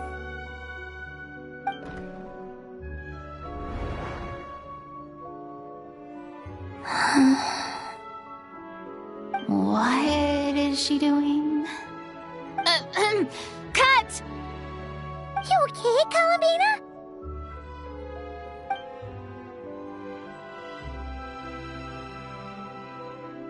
Hmm? Oh, yes. I just thought... Why don't we take a short break? It's been a long day of shooting so far. That last take was beautifully organic, though. We can use it as is. No need to go again.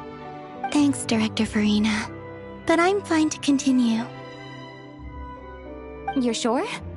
In that case, let's shoot some quick B-roll. Then we can move to our next outdoor scene.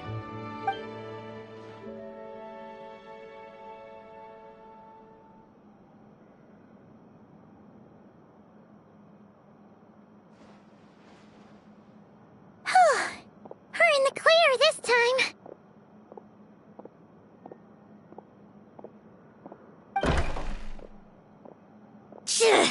Ugh! Absolutely suffocating. You okay, Sandrone?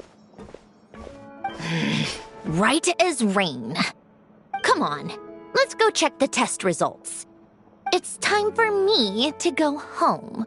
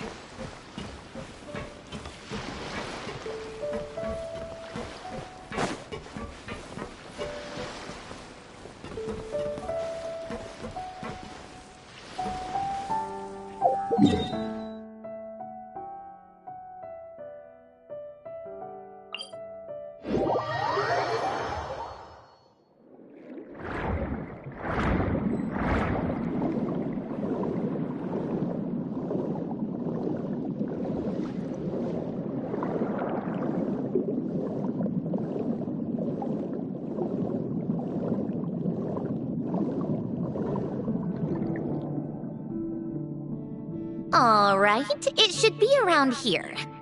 Give me some space. I'll activate the water insulating mechanism.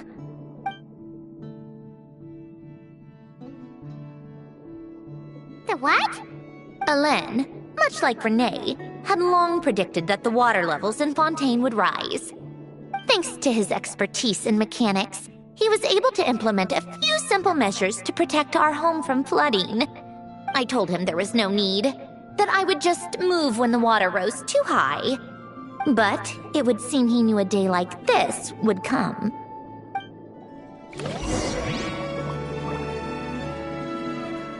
All right, the silt has been cleared away.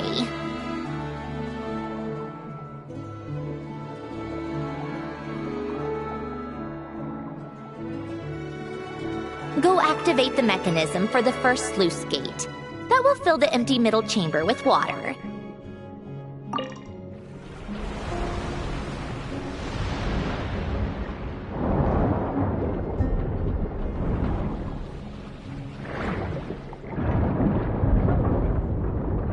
All right, now turn on the drainage mechanism in front of the second sluice gate, and this chamber will become empty once again.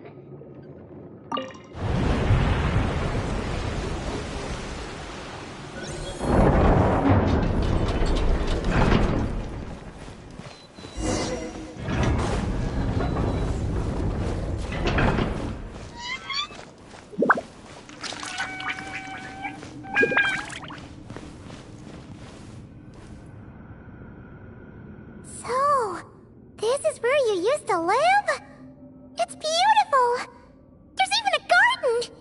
Back when I lived here, it was my job to tend to the potted plants and flower beds. Still growing strong even after all this time. Who would have thought? If the weather was nice, I would take Alen out in his wheelchair and we would go for a walk. Before long, we started bringing Polonia along too. Come to think of it, I was the only one who could get around easily back then. Polonia always got stuck at some point, and it was up to me to launch a rescue mission. Happy? I suppose they were. Uneventful, but pleasant.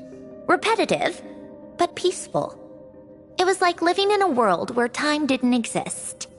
Of course, that was all just an illusion.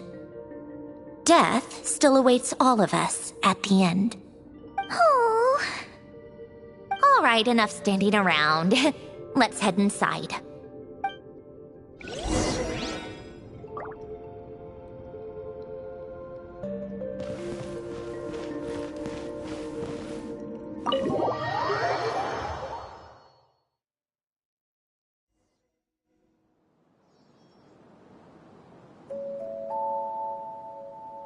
Yep, this place is exactly how I left it. Nothing has changed. What is it? Huh? How did you get... Oh, Arlecchino gave it to you, didn't she? And you... read the whole thing. Just so you know, a lot of that was written a long time ago. At that very desk, to be exact. Anyway, since you've already read it, you should just hold on to it. I can always start a new one. Well, feel free to look around. I'm going to start looking for the gift Alen mentioned. Oh, but be careful with the stuff around here. I'm not saying you can't touch anything. Just try not to choke on the dust. Polonia.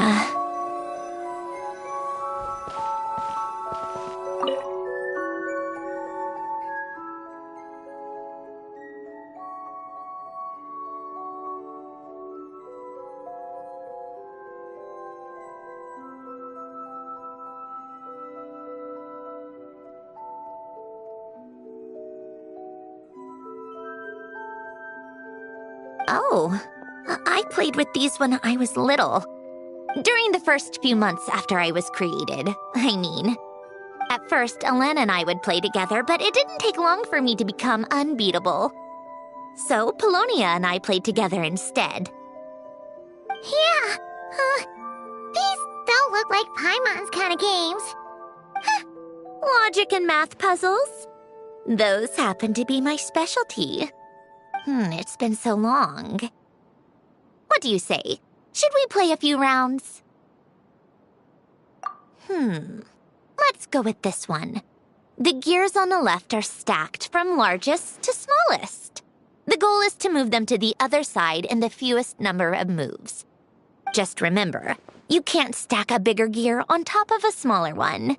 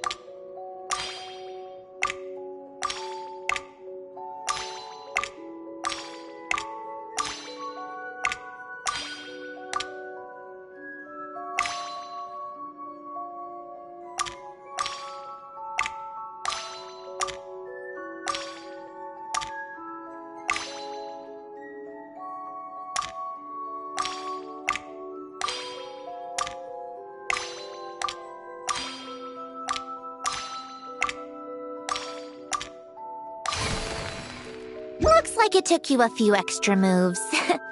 My first attempt was the same. You'll get better with practice. Well, what did you think of the game? You showed quite a bit of promise, too. We should do this again sometime. There are other puzzles we could try.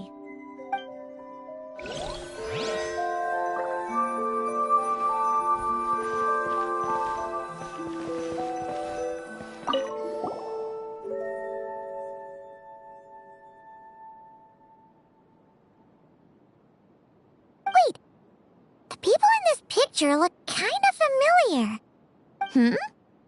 Oh, this was taken when Hélène and Renee were both still at the Fontaine Research Institute. Before their falling out. In his later years, Hélène would often sit by the fireplace and stare at this picture, wearing an expression somewhere between guilt and longing. He said he sometimes regretted not helping his friend when he needed it most, even if just to stop him.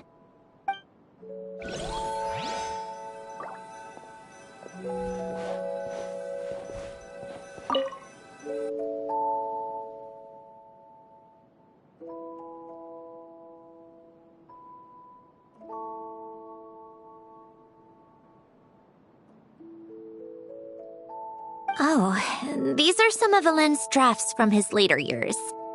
Just casual doodles, really. And these are just some unimportant letters. I couldn't be bothered to sort through them before I left.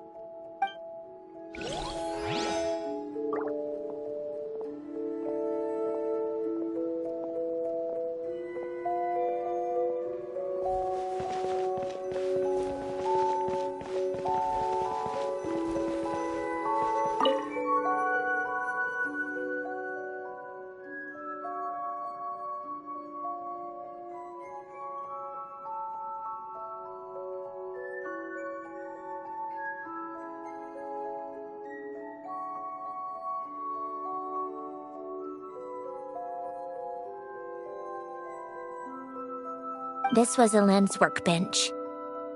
Later on, of course, it became mine. It's where both Polonia and I were brought to life.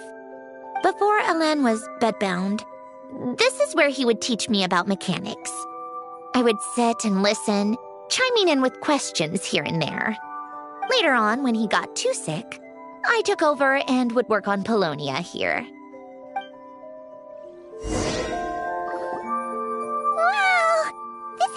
Filled with so many memories!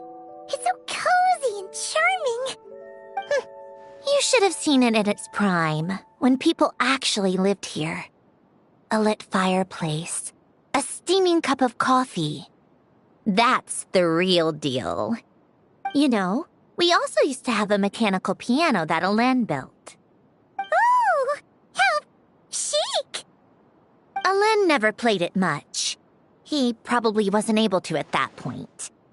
But I managed to teach myself. Music theory is essentially math, after all.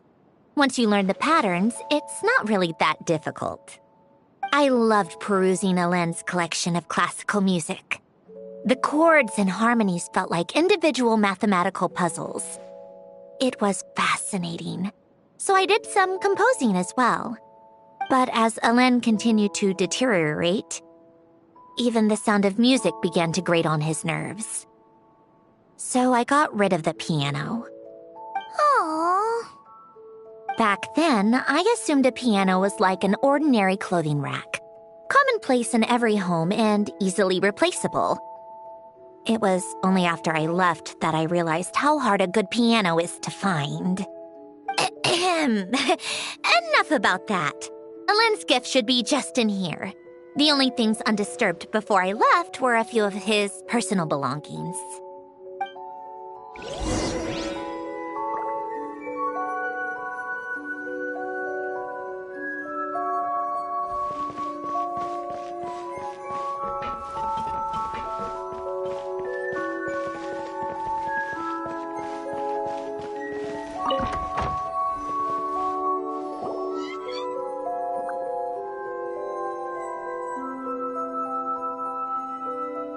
Wait, there's a hidden compartment at the back of this box. Looks like it's locked with some kind of gear mechanism. Knowing you, Ellen, I'm guessing it goes like this, then like this. Got it. Am I a genius or what? Let's see here. A box? Well, you gonna open it?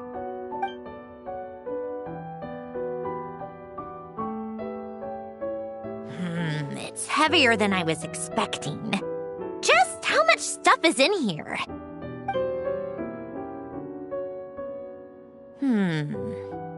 A letter? And a bunch of junk underneath it. None of it seems that important. Wait a second. This should be it. A cube? It's a multidimensional algorithmic core. Ellen would use it to store information. Only Polonia and I have access. All right, I'll start looking into the core and the letter. Feel free to go through the rest of the stuff and see if there's anything useful.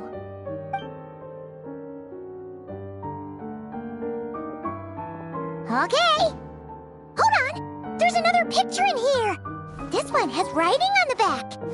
A snapshot of you playing among the plants shortly after you were born. You seem to like these flowers a lot. May you grow and flourish just as they do. Huh? Wow! Look how happy you are in this picture. You've changed a lot since then, huh? What's that supposed to mean? Just that you come off kind of aggressive sometimes. Or, annoyed at everyone around you? Well then, people should stop being so annoying. It's not like I'm the one with the problem. Of course not. Oh, here's something else. Looks like a piece of paper torn out from somewhere. Today, I solved another math puzzle and made a breakthrough on a construction problem the Institute has been stuck on for years. Am I a genius or what? No, wait, that's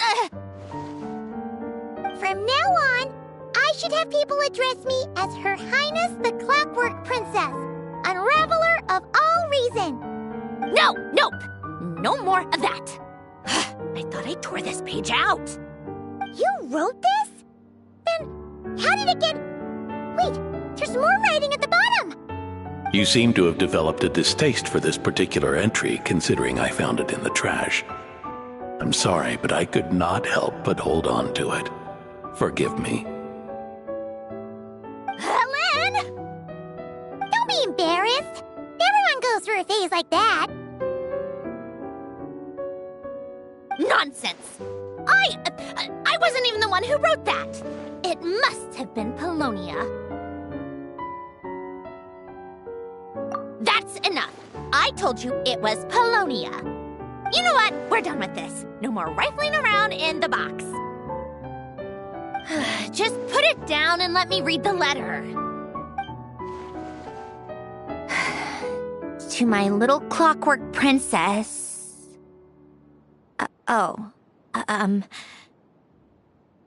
Not another word. Got that? If you're reading this. You've most likely received the gift I left for you.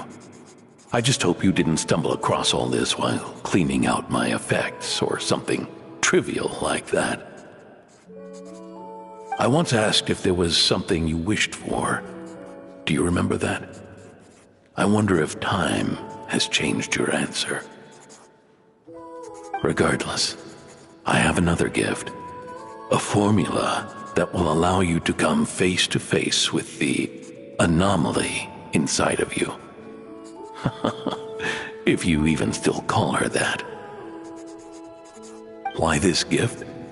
To understand that, allow me to wax poetic on the soul once again. I would ask you to stick with me until the end, but I know you will.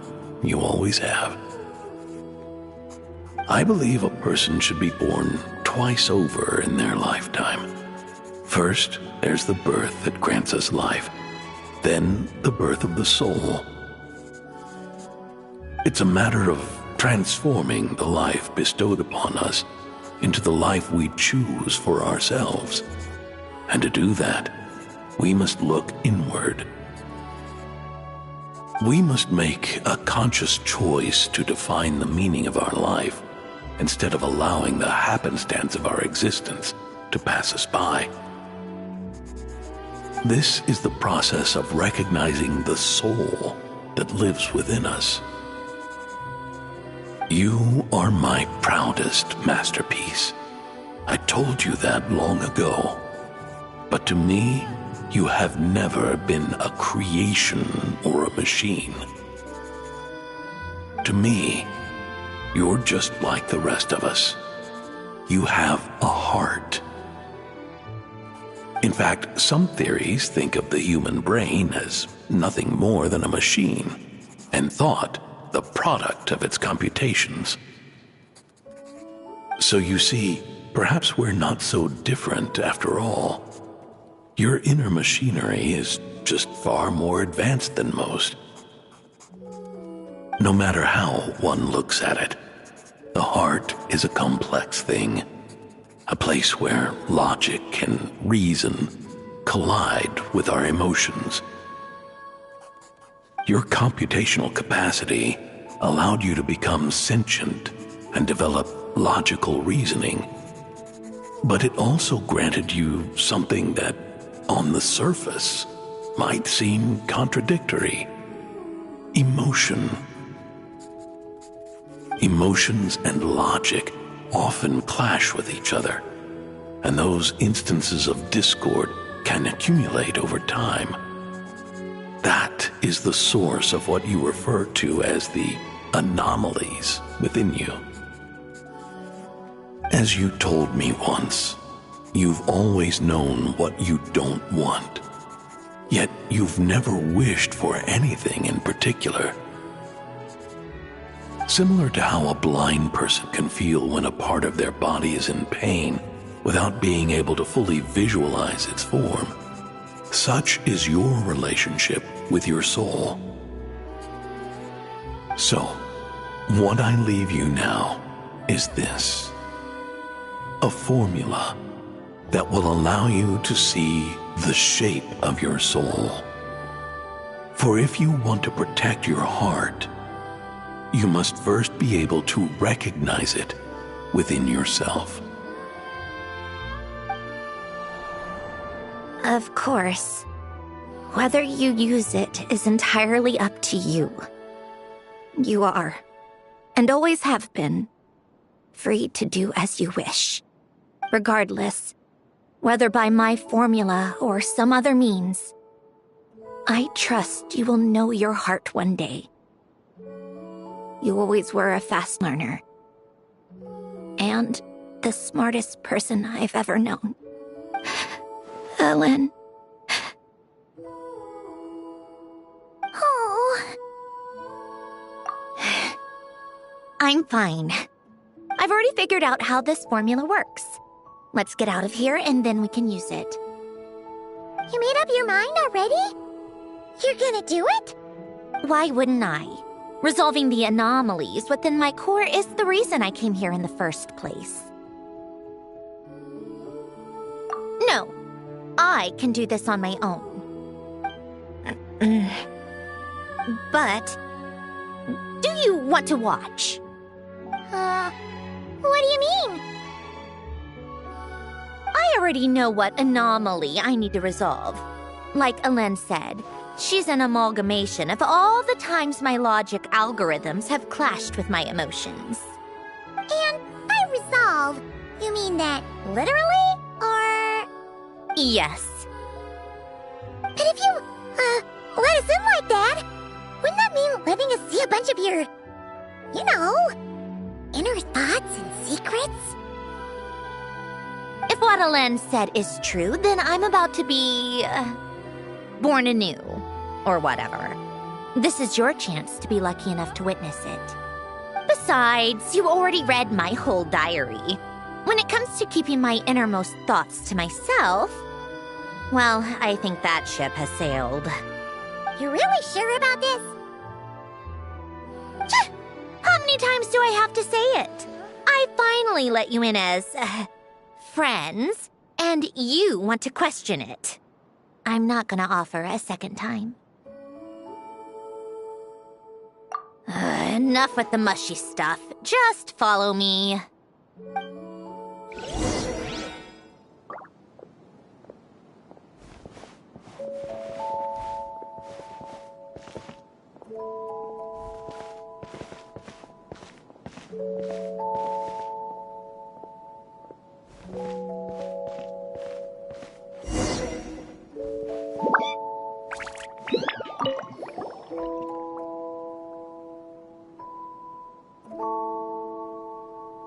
Right. With the numerological array, I can construct a simple formula that will allow you to experience what I see and hear in real time.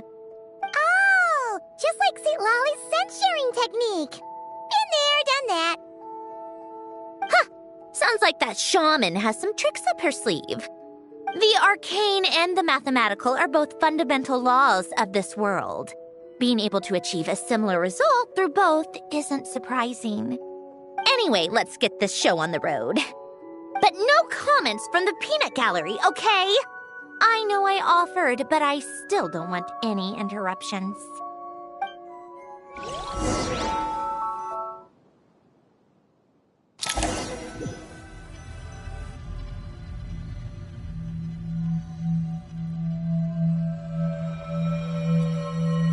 Is this my heart?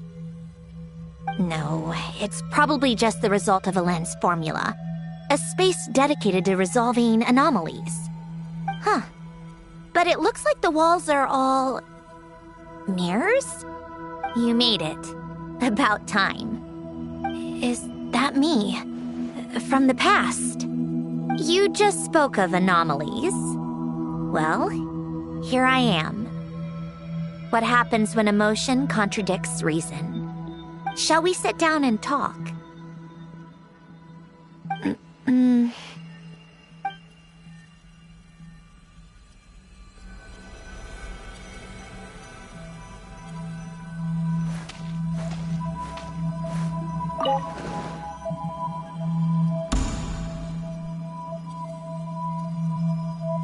That should do it.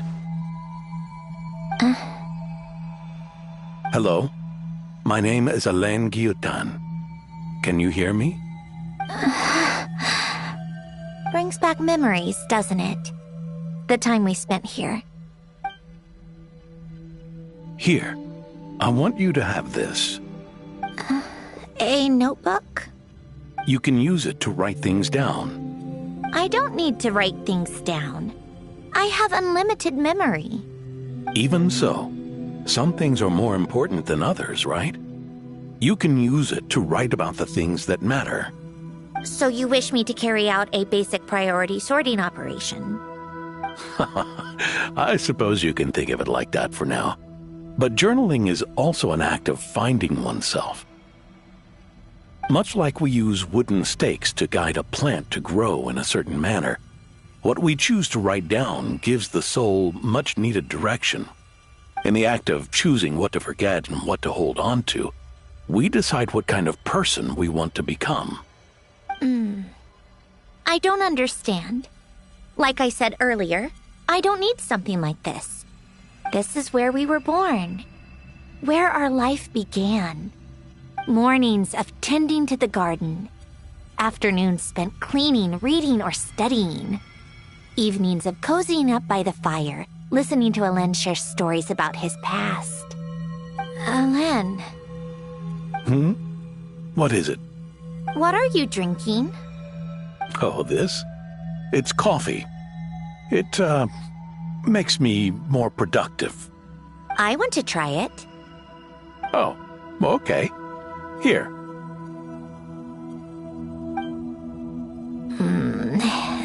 Bitter.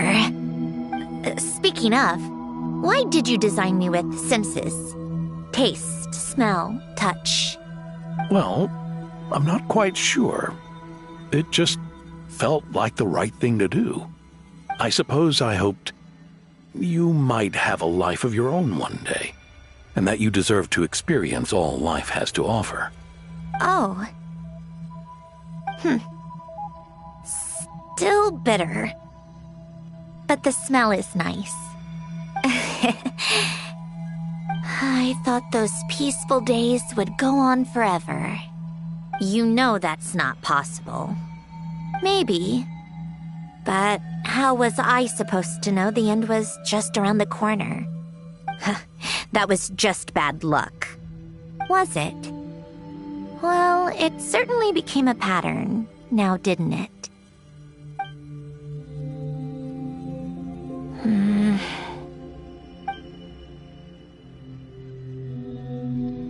Over time, one of the habits we picked up from Elen was a love of coffee.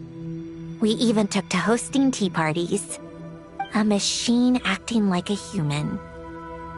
Kind of laughable, right? I suppose that's just what I'm used to.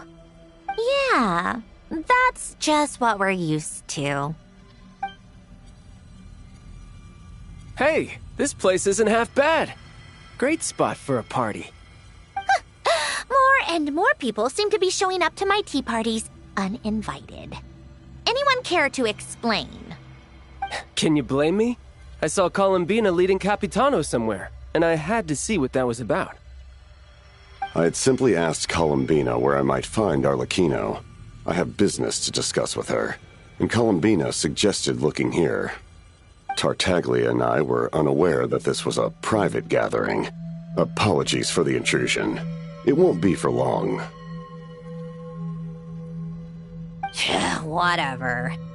Just add it to the list of annoying things that have happened today. What's one more? Since you're here, you might as well stay for a cup of tea. See? Told you she wouldn't mind. Much obliged, Sandrone. Well, look who we have here. Good thing I brought extra desserts. This has turned into quite the occasion. Capitano, I was just about to go find you. Pardon the intrusion. Rest assured, I won't sully your gathering with talk of work. We can have our discussion later. Spoken like a true gentleman. A certain unmannered 11th seat could learn a thing or two. You know, you really should start being nicer to me, Rosaline. Or I might just snatch that 8th seat right out from under you. I'd like to see you try. If you're gonna fight, take it outside. The only mess I plan on cleaning up is tea-related. I still don't understand how our quiet afternoon turned into such a crowded gathering. One by one, people just kept barging in. And then, one by one, they left without a word. Yeah, pretty annoying, huh?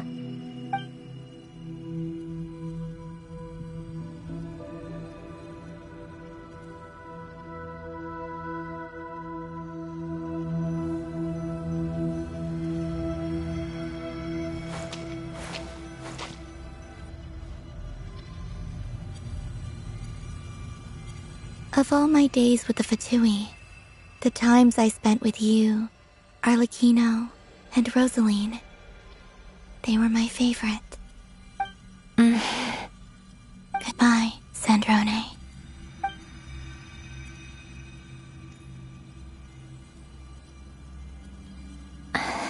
Don't go, Columbina. We should have just said that. Why didn't we? If we had, would the story have had a different ending? She couldn't stay. There was no future for her here. She would have just faded away. You're right. I suppose that's why you call me an anomaly. Every time you make a decision, there's a voice inside your heart. My voice, asking to contradict all logic and reason. Why didn't we make her stay? Is it worse to fight for something just to lose it? Or not to have fought at all? Don't you find it unfair? One by one, we keep losing the things we care about the most. But in the end, whether I want to fight for something or cry over all we've lost. You just push it down and pretend not to hear.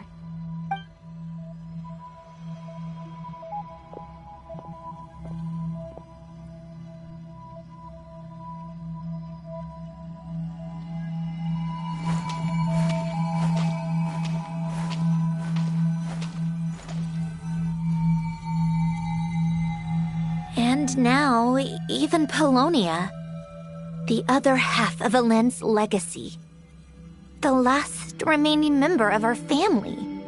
Even Polonia is no longer with us. I did everything I could, but it's just like Elend always said. Polonia was one of a kind. There was no replicating what he managed to create. Don't you feel like our connection to the past is fading bit by bit? Like, even the things we have left are slowly slipping away. I suppose. But you can't move through life without having to say goodbye. And even as we experience loss, there are always new things to be gained. Ever so logical. What's your take, then? It feels like the more I care about something, the faster the world takes it away. It sounds so stupid, but I can't help it. That's the hand life has dealt me time and time again. Why even fight for something that's just going to be lost in the end? Better to never have had it at all. Better if it would all just disappear. Dark, I know. But the heart wants what it wants. Maybe the stellar linchpin appeared because of me. Because of what I wish for. I don't think so. Yeah, probably not. What an anomaly wants goes against all logic and reason after all. Well, go ahead and do what you came for. You're here to resolve the anomaly, aren't you?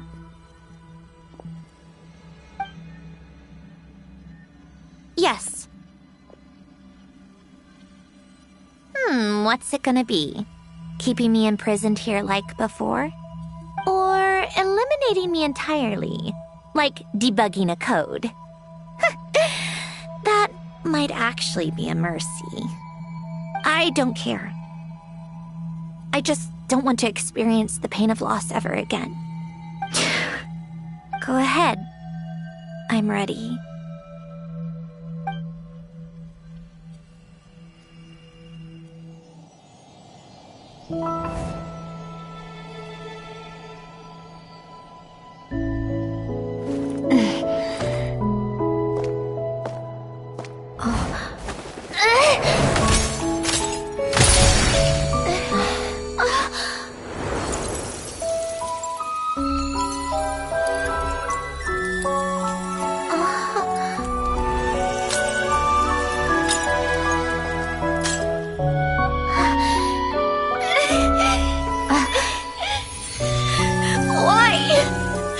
Why do we keep losing everything we care about?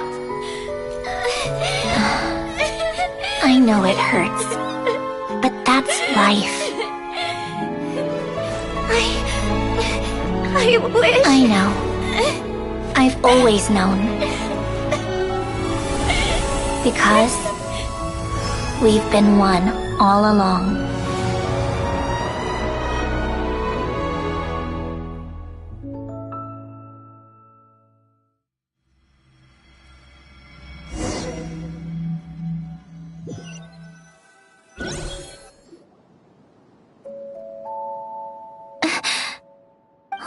Sandrone! I'm fine. It's okay to cry, you know. Cry?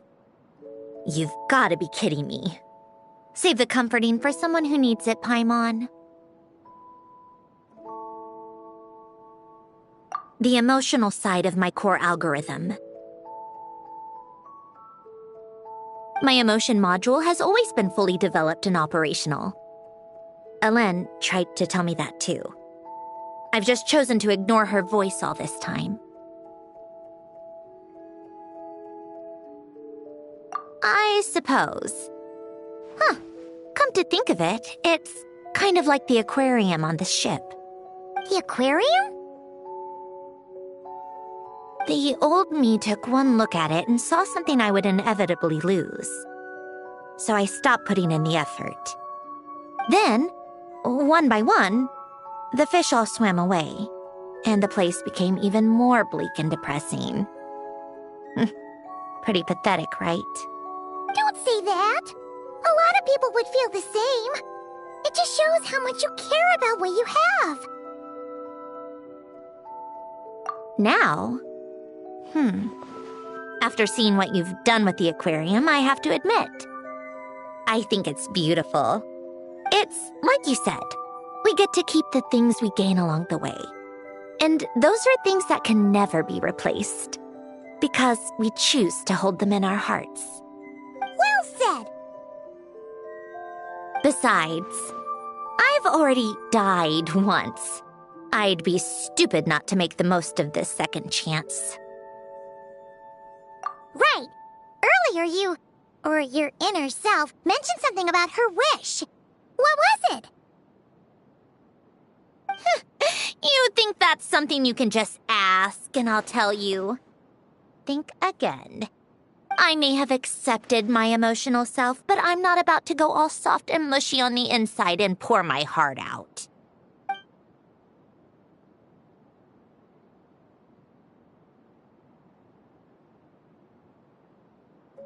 That said, taking a step in the right direction couldn't hurt. Starting with cleaning some old aquarium tanks of my own.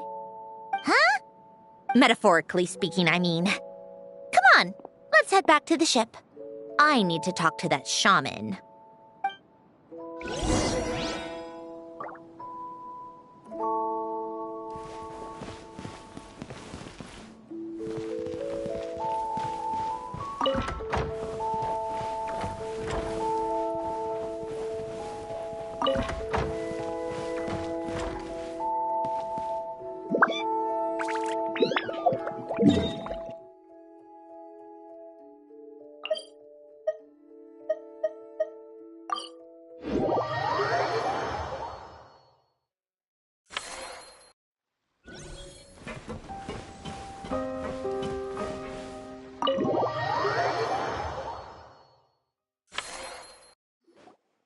Huh?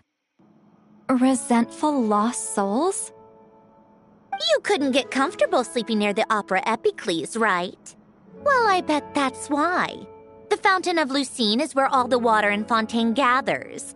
So that's where the emotions within the water converge as well. Hold on.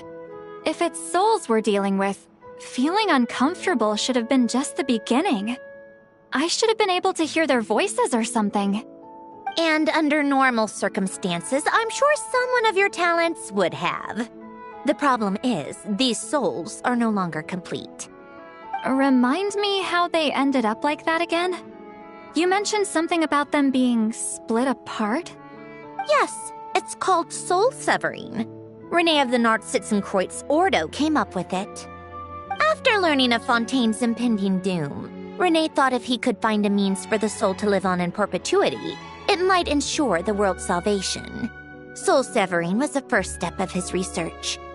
Unfortunately, his theory of the four orthants was imperfect at the time, and a failure along the way caused his physical form to dissipate. Jakob, another member of the Nartsitzenkreuz Ordo, sought to carry on Renee's legacy and restore his physical form. He even used some of the people who stood in his way as test subjects for his research. By severing their souls? Yes. After Renee successfully awakened, the two continued their research, and all the severed souls ended up merging into Renee's consciousness. After you saved Fontaine by turning Fontainians into true humans, these souls returned to the ley lines. But the souls severed before Renee awakened had nowhere to go, doomed to forever wander the waters of Fontaine as listless spirits. Almost as if they exist outside the bounds of this world. unrecognized by the ley lines or fate. No wonder I couldn't sense them.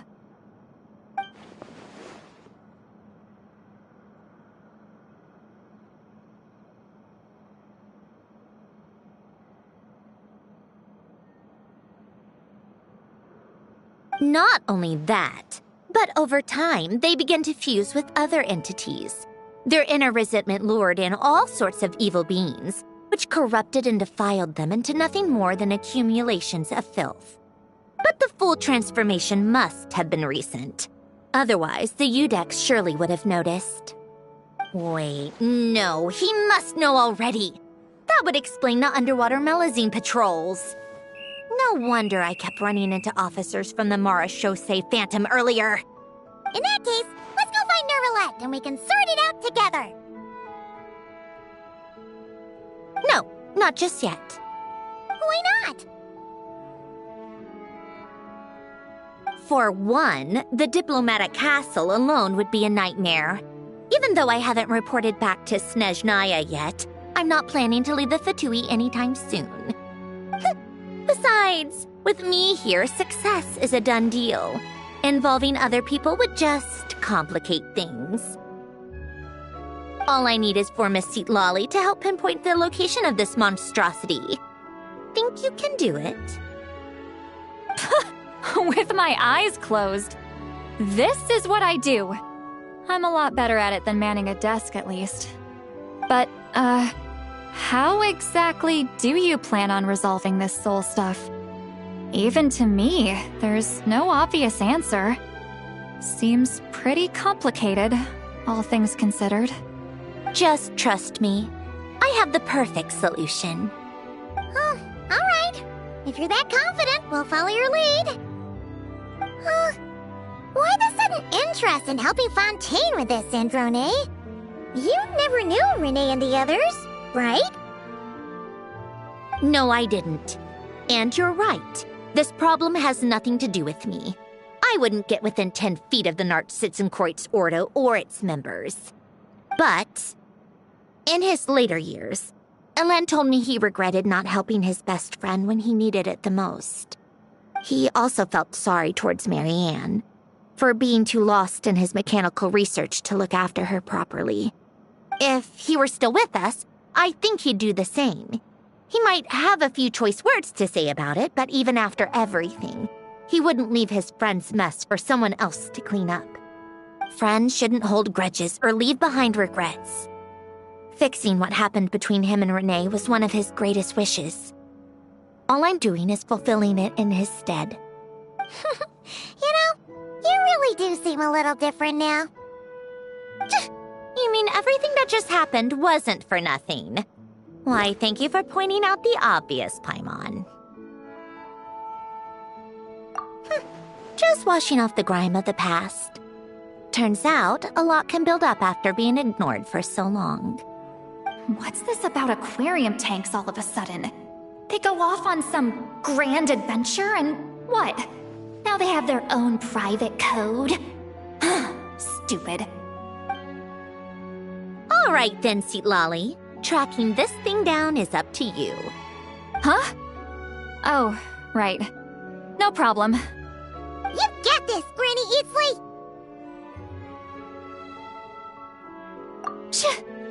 You! Come with me to Hotel de Boer for a drink. Right now!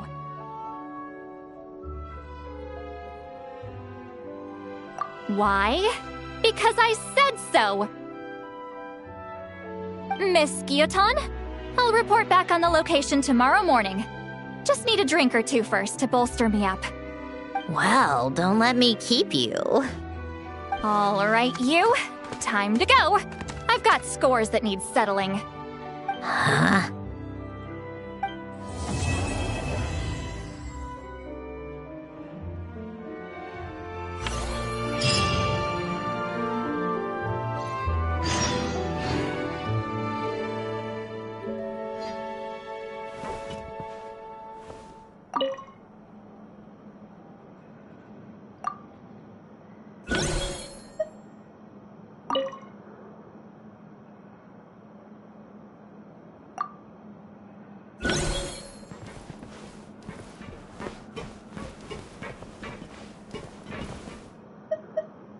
listless, abandoned souls. An accumulation of resentment and filth.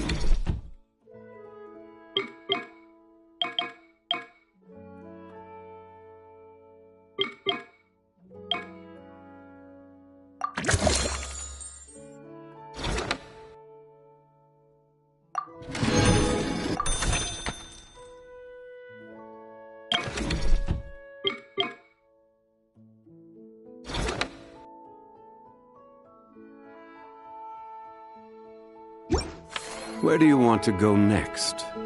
If you'd like to see Liyue's...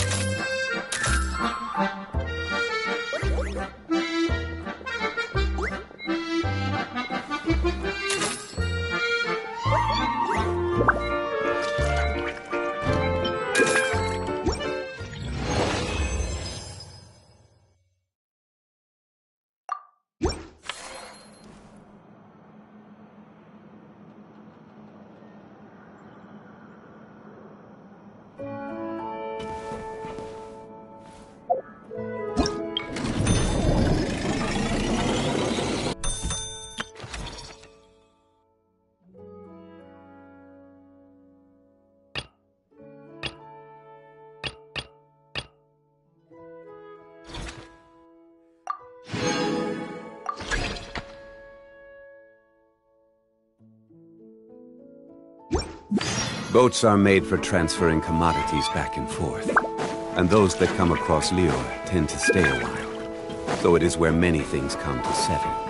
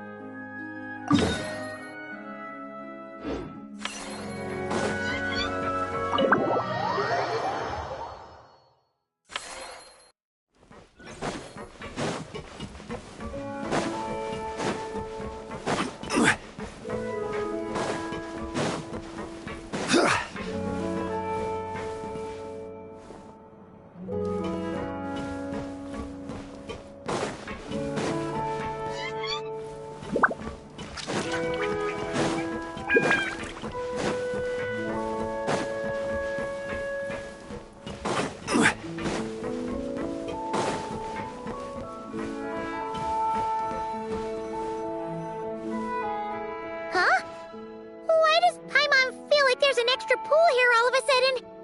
What does that sign say? Danger! Keep away! Oh, what does that mean? It means exactly what it says. Ah!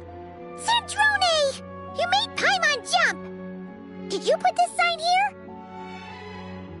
Yes, with the intention of keeping any curious cats well away. What's so special about this pool? It's full of piranhas. Oh, just kidding. Don't tell me you actually believed that. I learned that a few fish in the aquarium are highly territorial and can get rather aggressive. So, I moved them here. Don't scare Paimon like that! So, this place is like a special quarantine zone for aggro fishies? Exactly. The water in this pool is much deeper and there's a lot more space. It helps calm down the more territorial fish. I also asked Sijuin at the Fortress of Meropide for some special bait to help mellow them out a bit. Oh, wow! So, you really do care about the fishies' well-being. I don't think anyone wants to see the aquarium turn into a bloodbath. That's for sure. Anyway, why don't you leave this to us? If you insist. When the fish in the pool feel comfortable enough to swim to the surface, it means they're on the mend. So, once they're all relaxed and happy, we can put them back in the aquarium? Where you put them is up to you. All I'm responsible for is scooping up the unruly ones and moving them here in the first place. Understood. But that sign is way too scary. Maybe we can change it for something a little less... terrifying? If you want. They're your fish, so I'll leave it up to you.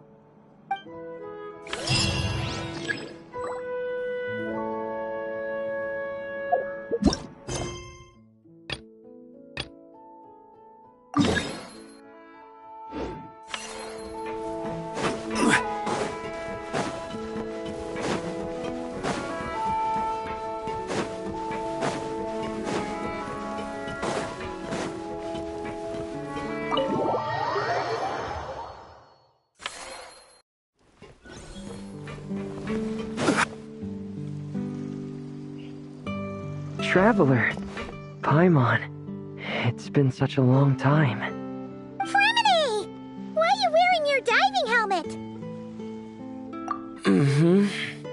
Things down there have been a bit hectic lately. There are so many more divers right now, all in a frenzy to salvage sunken cargo. All I can do is try my best to lend a hand. The sooner we finish cleaning up, the sooner these extra divers can go back to their day jobs, and the sooner the seas can go back to their usual peace and quiet. I see. It must be really hard for you to adapt to all the commotion, huh? Thanks for your concern, Paimon. It's not all that bad, though. I've actually made a few extra finds. Things like unclaimed jewelry and antiques. Father said that if I salvage any pretty or valuable things, I should bring them here. She said you'd be able to find a use for them. Huh. Arlecchino sure is thoughtful.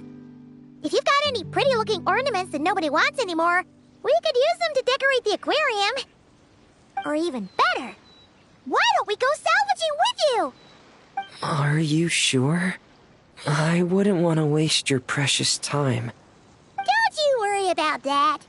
You already said we can keep any ownerless goodies you find. But how can we let you do all the work yourself? Taking the fruits of someone else's labor while we sit here twiddling our thumbs doesn't sit well with Paimon. In that case, I'll share everything the other divers have told me. Hopefully, that'll help narrow down your search. If you find anything that takes your fancy, feel free to make good use of it. However, some things are wanted by their owners, so if you find one of those, you'll need to return it. Understood! Please stay safe and don't stray into unfamiliar waters. If you run into danger, make sure to surface as quickly as it's safe to do so.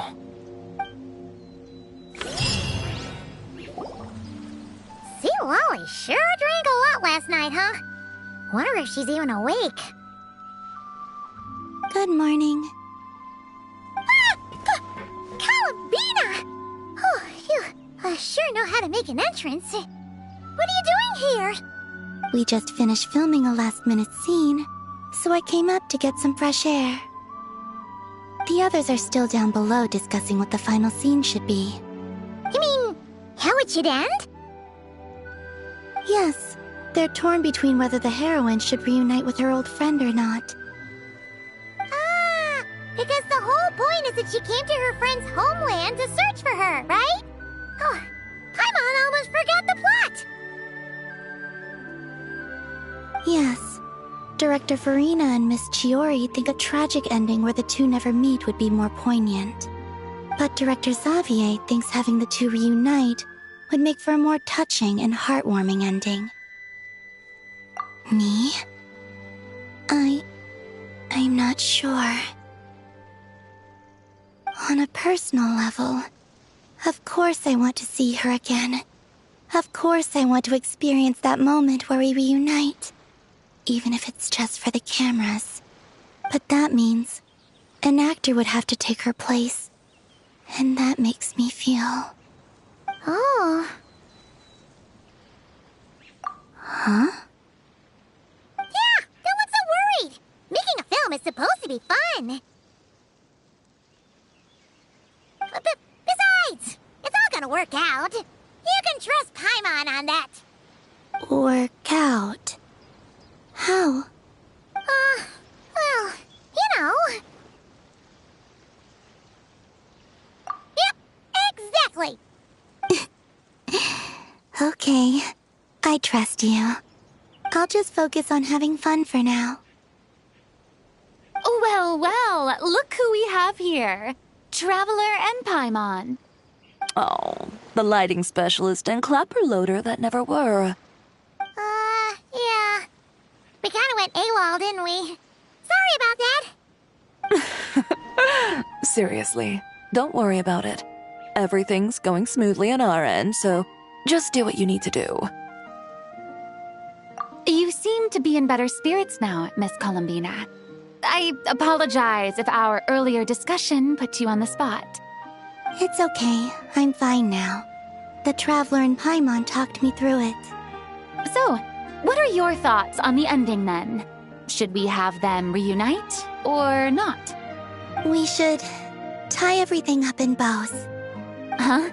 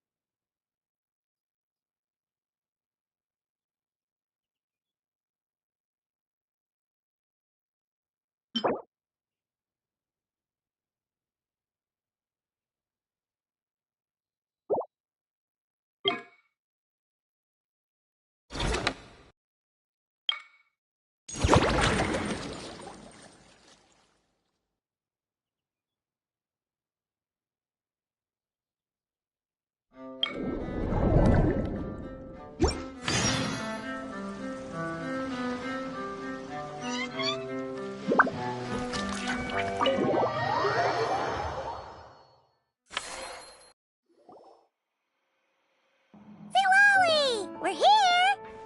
Oh, right on time. Well, yeah. We weren't the ones who drank our weight in alcohol yesterday. What? Are you suggesting Granny can't handle her liquor? It takes a lot more than that to get me drunk. Really?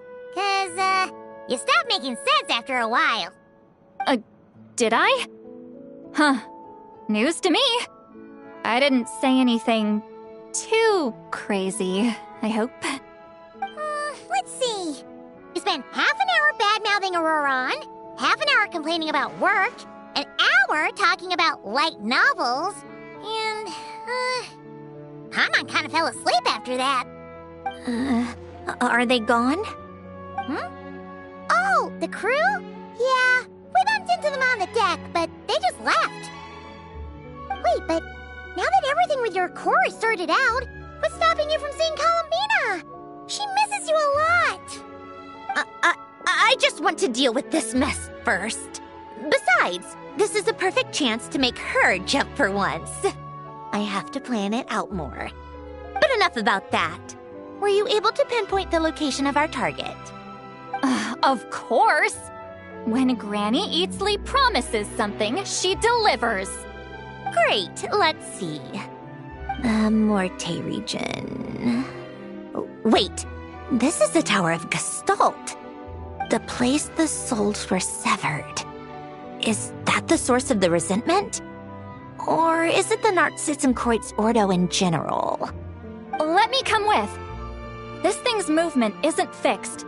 If it's not at this location when we get there, I can use a ritual to summon it. You've already gone to more than enough trouble. I don't mind. These old bones have nothing better to do anyway. Summoning a spirit isn't going to do me in. Besides, if I don't go, they'll just have more inside jokes I can't join in on. All right then. I appreciate it. There's no time to lose. Let's head out!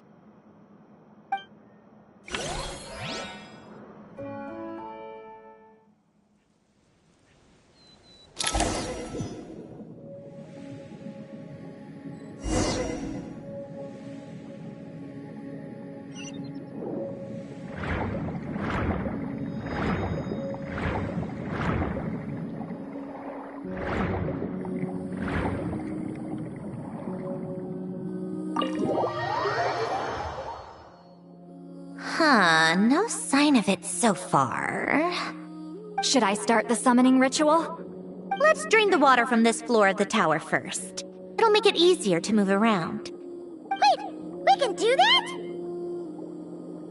that? Of course. Alan and Renee both saw the future that awaited Fontaine and even shared a few methods for waterproofing buildings. The principle behind it is... not important. Just unlock the mechanisms in the order I tell you.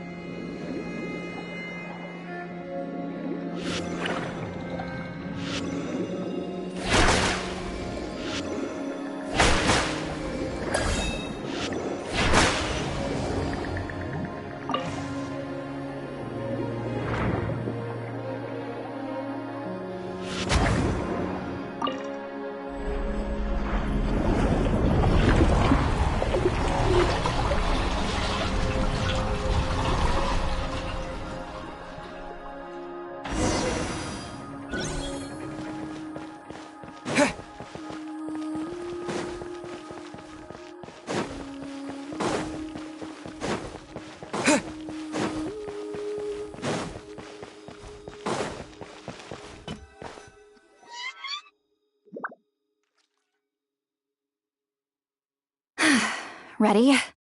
Yeah. When this thing appears, I'll try talking to the souls inside. But more than likely, they've already been driven to madness. If communication fails, we'll have a battle on our hands. In that case, Paimon better find a hiding spot. If a fight does break out, I should be the one to deliver the final blow. Trust me on that. Understood. All right, I need quiet. Wandering spirits drifting along the tides. Hear me now. Broken souls, silenced, torn apart, and forsaken. Follow the traces of the past and return to us. Let resentment recognize resentment. Let vile entities be drawn together. And in this place, take form once more.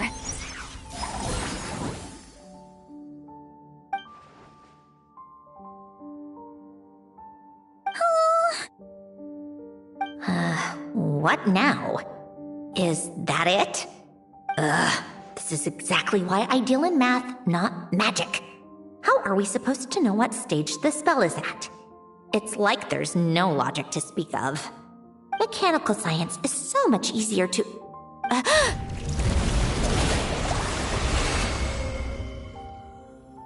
Watch out!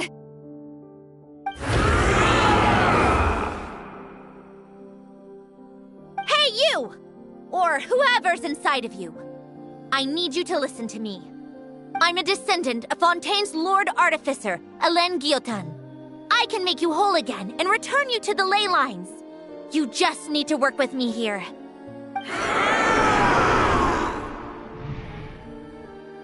Cinturone! Shh. Looks like talking this out is off the table. All right, plan B. Time to blow off some steam.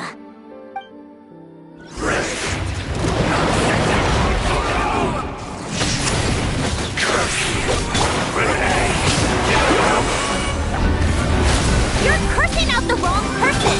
I didn't even know them!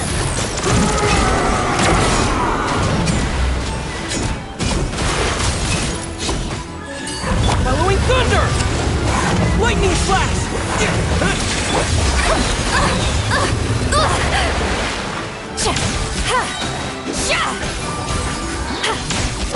You two! Time to...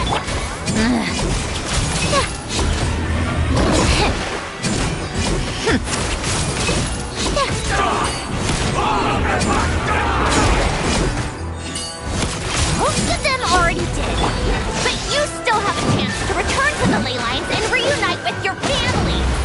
Just work with me here.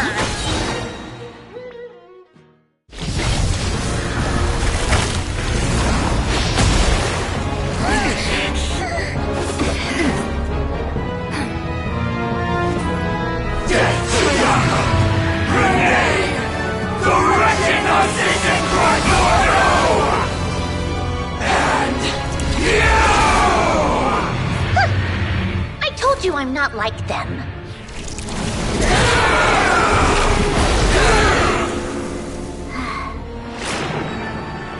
I'm stronger.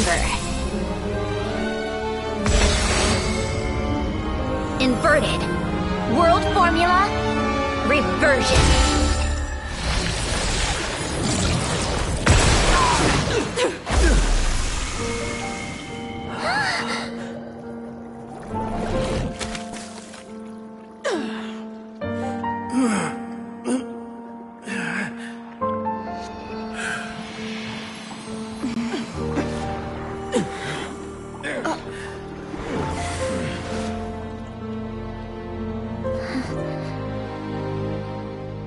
Be at peace among the tides.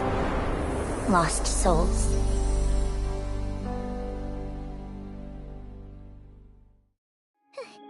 Is it over? Yep, told you it'd be a piece of cake. How did you do that back there? That creature was nothing special. Add a bunch of souls with nowhere to go, a touch of malicious energy, a few impurities, and a whole lot of resentment. And that's what you get.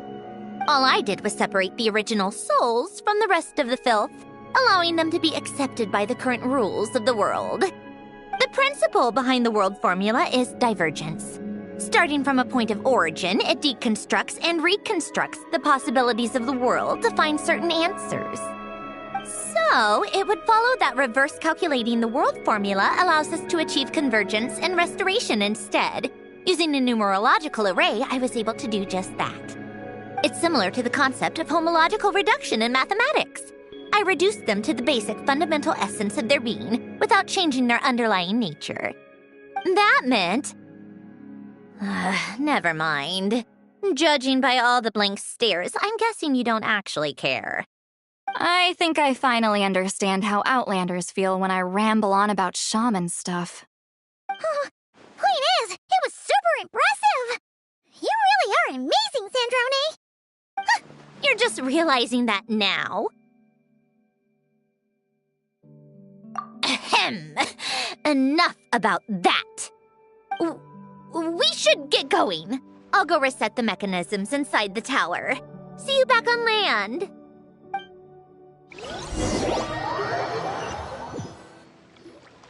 Well, that's one old mess for the books. Glad to have that over and done with. Feels nice to do a good deed every once in a while. You helped everyone out a bunch in Not Cry, too. Kinda seems like you're just a good person at heart. I wouldn't be so sure. I'll be heading back to the Fatui soon enough. You two are too trusting sometimes. Fine. Just don't say I didn't warn you when it comes back to bite you. Well, where to next? Back to the ship? Yeah! Your personal business, the Narcitsan thing, it's all resolved. That means you can see the people that need seeing now, right, Centrone? Oh, everyone's gonna be so happy you're back! You wouldn't catch me dead admitting to this before, but... yeah, I really have missed everyone. Columbina's a special case, though. This time, I'm definitely getting her back for all her annoying antics over the years.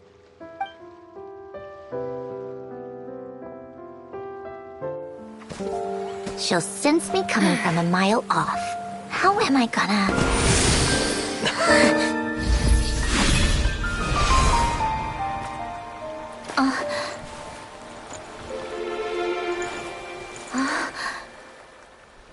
Sandrone?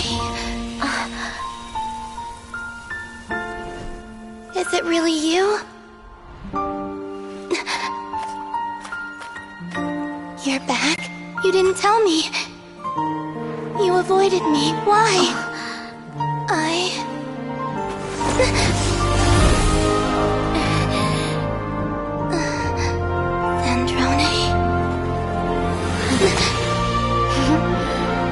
Now we're even. I missed you so much. That makes one of us, idiot. I'm here, Columbina.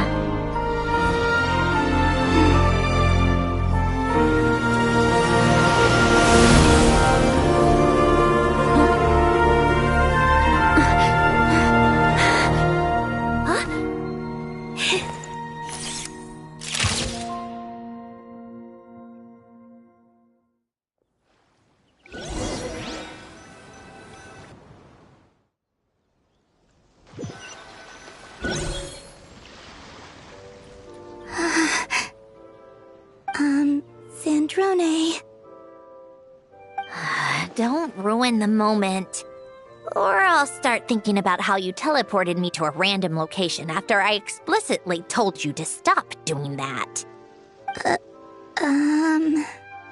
And scene! Bravo! Bravo! We got it! This is exactly the ending I was hoping for. Huh?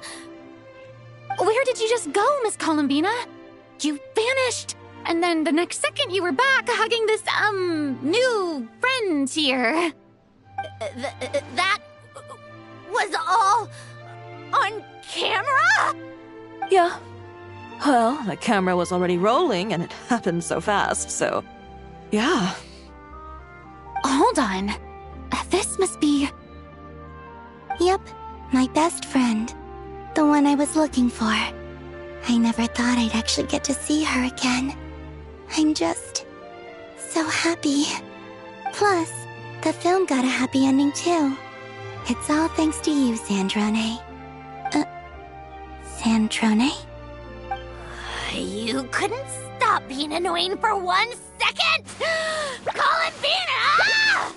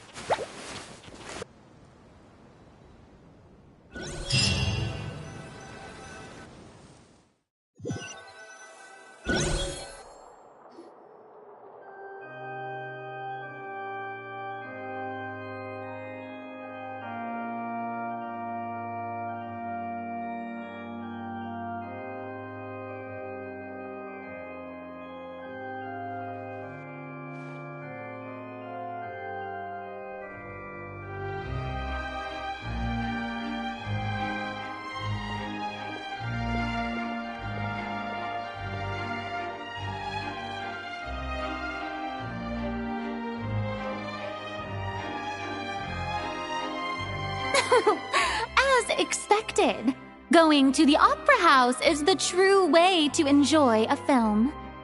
You get to see the audience's reaction in real time, too. The endings seem to be received quite well.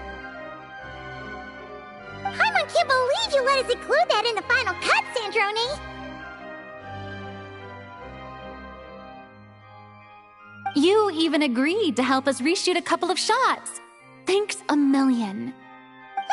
Most of it was caught on camera already, so it's not like I had much of a choice. Besides, the film I'm in is going to be anything less than perfect. What are you laughing at? Nothing. It was just interesting to see us on screen together. I'm glad this moment is going to be preserved forever. Just a pity we didn't take home the Farina Award this time around. Well, artistic films can rarely compete with commercial ones. You should have prepared yourself for this the minute you changed the script. True. Oh, did I hear someone mention the Farina Award? Come on, don't gloat! I won't. Our crew winning the Farina Award was a team effort after all. Costume design, script adaptation. Ooh, and the practical effects were so realistic. The flames and explosions even made me jump while we were filming. A lot of the effects were based on actual items the Special Patrol confiscated from criminals. Who knew they'd serve another purpose, right? But it turned out amazing! Really brought the thrilling scenes from the novel to life. Fontaine's film industry is seriously impressive. Which film did you vote for, Silali? Isn't it obvious? Great Detective Hurlock, of course! That's the whole reason I'm here! You all should be proud, though. A lot of critics are saying really good things about your film, too. Longing and loss, searching for something even after it's gone. It's a film that makes you think about life and how important it is to explore those themes. Well, that is what the art of storytelling is for. Watching a film with friends is so much fun! There's so much to talk about! Ooh, let's throw a celebration later then! We're all old friends! Oh, we could find a place and chat to our heart's content! How about the Wingalette? That's perfect! Friends and family are more than welcome too. So if you want to bring people, don't be shy. You all can head over first and make yourselves at home. I'll bring over some refreshments in a bit. I just have one more stop to make first. Can I come?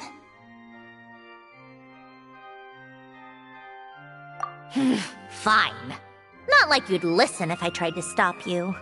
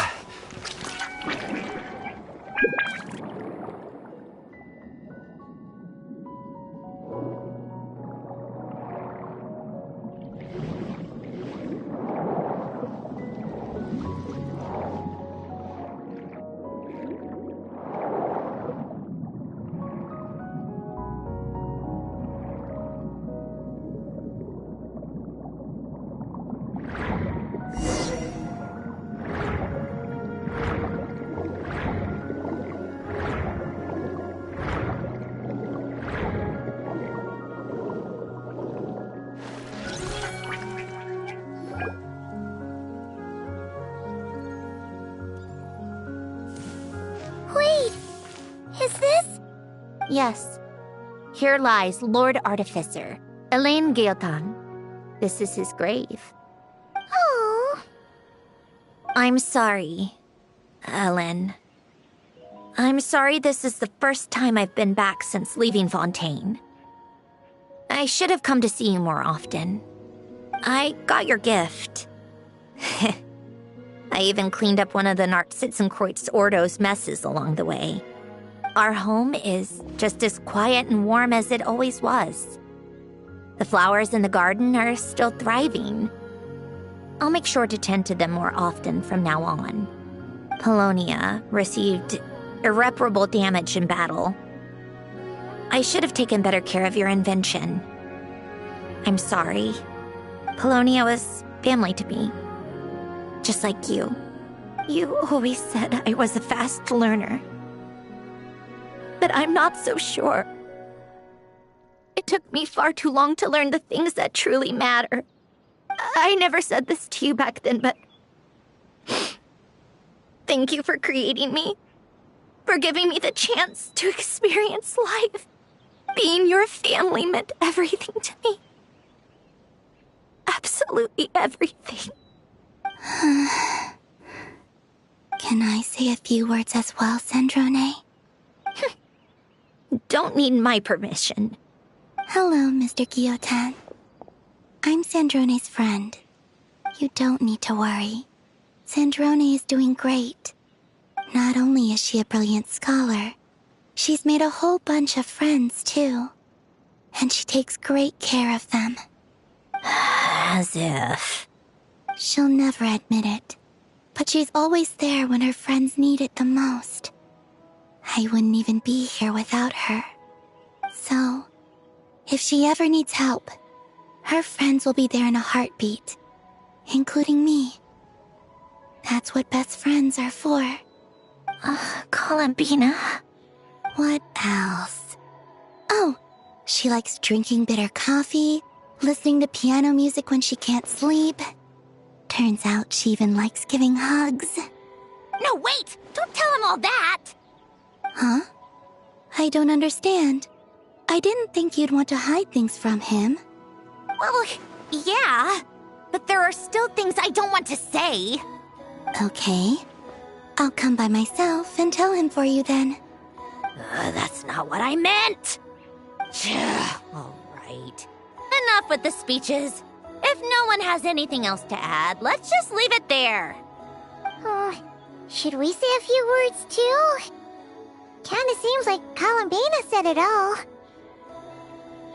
Oh, great idea!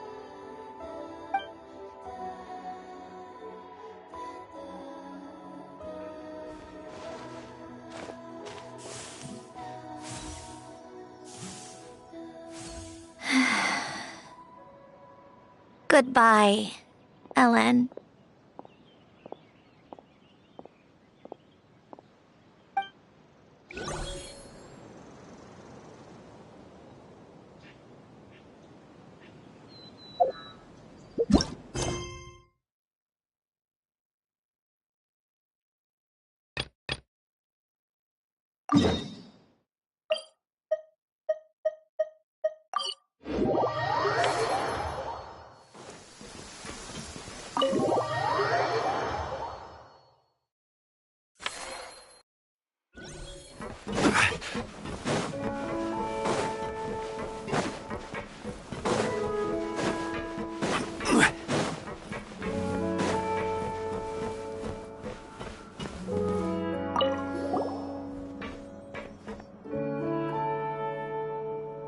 Traveler, Paimon. Don't worry, I know what's up. It seems that the reason there have been so many divers around lately is because everyone's trying to clear away all the underwater junk. They're trying to get the environment back to normal as quickly as possible. If that's the case, I should really double down on my own efforts to help. If the underwater pollution gets any worse, the colors of the Rome maritime flowers will fade. And that's not all. I don't want to think about all the awful things that might happen. Let's work together to clean up the sea! Hey, Fremini, we found this pretty awesome looking thingy underwater. We think it might be part of a musical instrument. What do you think? Sure.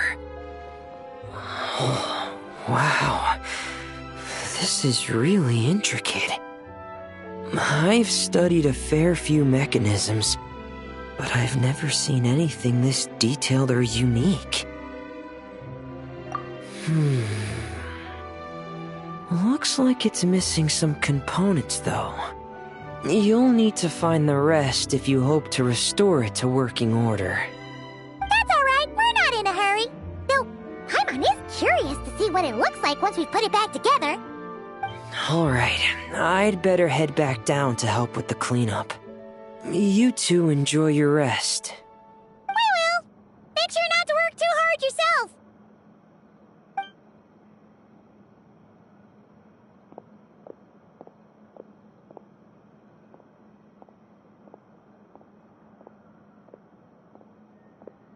Huh? This thing. Did you fish it out of the sea? We sure did. Do you know what it is? More than that. I know whose it is. I used to sit in the garden and play this thing every day. Huh? So, does that mean it's yours? It was once. It's a mechanical piano that Hélène invented. It can be played by hand, but it also works automatically. Wow! That's incredible! But why was it... When Hélène fell ill, he couldn't bear to listen to the piano anymore. So I got rid of it for him. I never thought I'd see it again. I guess whoever ended up with it played it until it broke, but didn't know how to fix it. Otherwise, it would have never ended up in this state. Of course! Fixing something like this is trivial. The only thing is, it looks to have completely fallen apart. But if you can bring me the missing components, I'll be able to put it back together in no time. Alright! We'll keep an eye out whenever we're underwater.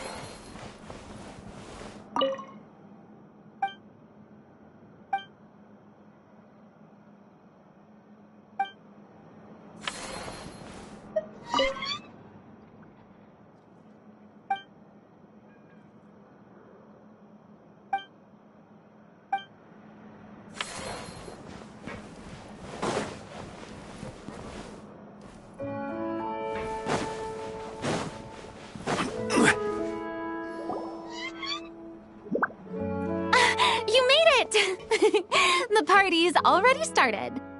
Oh, but, you didn't bring anyone else along? I thought you headed out to invite some friends. We did invite a friend, actually. She'll be here soon. She's even bringing some desserts to have over tea. You should join us later, Miss Farina. I do love a tea party. Then don't mind if I do. This seems like a fun occasion. Let's go talk with everyone. Good idea! We'll introduce you to all our old friends.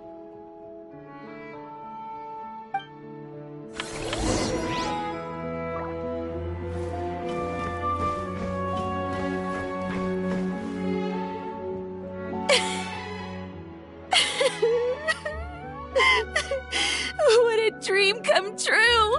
For once, it all worked out! I can die without regrets.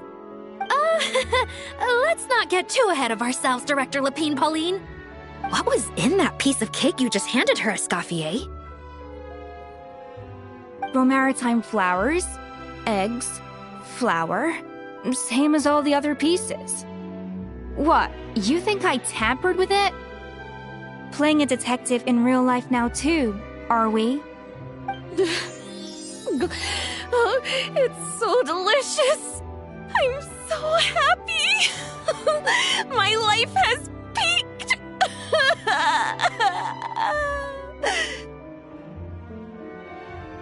Miss Lapine Pauline, look who I brought! Master! Wait, what happened to your face? Why are you crying? Never mind my face. Here, let me introduce you. This is Miss Charlotte and Miss Escoffier. Things are sounding lively over here. Oh, look who it is! Perfect timing. I was so busy with the shoot, I feel like we barely got to talk. Ah, and the elusive Miss Guillotin. It's great to see you. Thank you so much for letting us use the boat free of charge. That was so generous of you. Oh, right. Introductions. This is Miss Charlotte and Miss Escoffier. That's kind of you, but I didn't really do anything. If you want to thank someone, it should be the Duke or the people who keep the boat in such good shape. Right. I'll head over in a bit and do just that. Miss Columbina? Yes? Could I interview you sometime? I'll treat you to some gâteau de bord for the trouble. There's only a limited amount available each day. Oh, but it's an absolute must-try when you're in Fontaine. Oh, sure. Bold of you to use my own cake as a bribe right in front of me. You know what?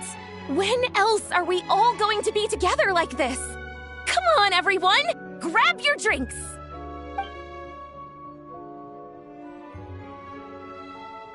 Are we going to toast?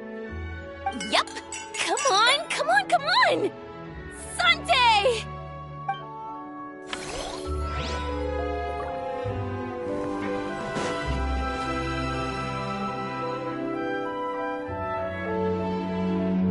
Nervalat! You came to the celebration too! Yes. I can only hope my presence does not make anyone ill at ease. Who's this? All right! This is Nervalat, the Udex of Fontaine. And this is Columbina and Cindrone. Greetings. Hello. These two must be the Fatus and former Fatus related to the recent incident in Nodcry. I read about them in the diplomatic report. The Udex? Oh, the dragon that cries a lot. Oh, well... Jeez, Columbina. That's your takeaway from all those Fatui meetings? Seriously? Is that truly how I'm portrayed in the Fatui's intelligence? You must put a lot of people in prison, then. Well, it would be more accurate to say I pass judgment on their crimes. All trials in Fontaine strive for fairness and justice, so as to avoid imprisoning the innocent. So, only the people who deserve it get sent to prison. Well, deserve is quite a subjective metric, is it not? At the very least, I can promise that in every trial over which I preside, I make every effort to deliver a fair verdict.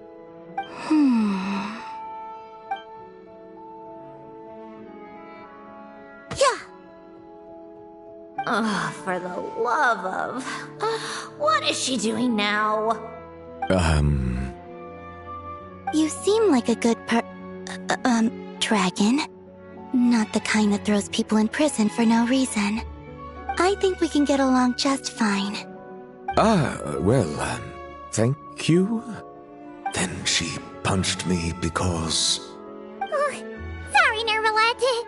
She thinks that's a sign of friendship. Where does she even pick up weird habits like that? Ah, I see. I believe I have observed people on the streets of Fontaine expressing affection in a similar manner. I suppose I now know what it feels like. Yes. Quite, abrupt. You know, these two are surprisingly alike.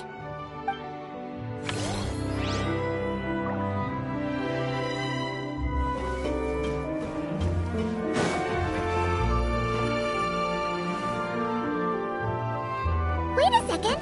Mr. Baptiste and Veronique! You're here! Friends of yours? Veronique is the prop manager for Musketeer Pictures, and Mr. Baptiste is the author of The Two Musketeers. Yeah, former prop manager. Now we're just two criminals serving our time. Thanks to Duke Risley and Nurse Sigewin looking out for us. Not too bad, actually. You make it sound like I'm giving you special treatment. I just think the method of justice you chose to pursue is one people can respect. You are far too modest, Your Grace. The only reason we were even able to come to the surface for the festival is because you fought for it.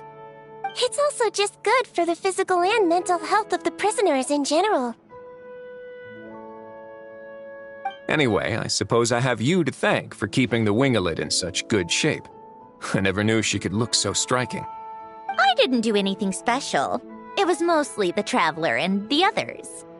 Don't sell yourself short, Miss Guillotin. You are the current captain, after all. In light of that, I have to ask, do you mind if I leave up some of the installations so the people back at the fortress can also enjoy the aquarium? Huh? Like I said before, I just think it would be good for the inmates who clean and maintain the winglet to see their work put to good use. Besides, maintaining an aquarium is sure to be a lot more interesting than scrubbing rust off the walls and deck. Of course I don't mind. I'm grateful you even want to keep it. Great. Then it's decided. That's amazing, Sandrone. We should go hang out at the Fortress of Meripede later, then. You do know you just invited me to hang out in prison, don't you?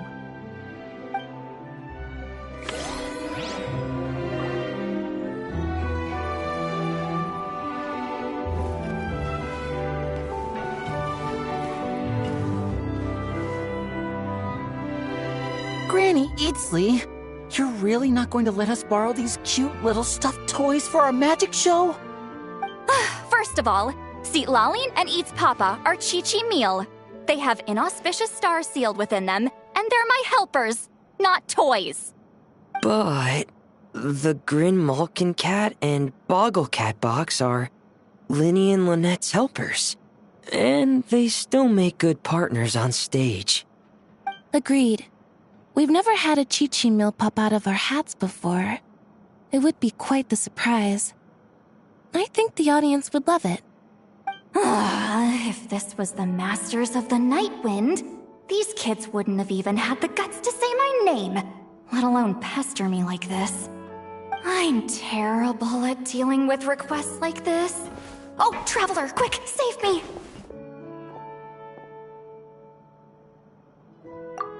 You think you're so funny. Lady Sandrone. Lady Columbina. Hello. Don't look at me like that. I I don't have any mechanisms for you to break. Don't be fooled by my sister's demeanor, Lady Sandrone. She's just as delighted as the rest of us to have you back. Well, I suppose when I'm not so busy, I could find some time when Arlecchino is around and bring over a few gifts to the House of the Hearth. You're too kind, Lady Sandrone. I'm sure just your visit alone would make Father more than happy. I just need to borrow them for a bit. I'll pull them out of my hat, give them a quick hug, then give them straight back. When did hugging become a part of it? Oh! I could lend you pair, so you have something to hug in the meantime. He gives really good hugs. I don't need something to hug in the meantime. The issue was never the hugs. How about this? You can have 2 VIP tickets right next to each other. Excellent view. Right next to each other?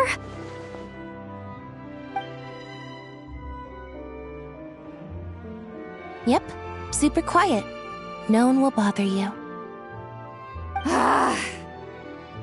I'm sure you'll have a great time. Fine.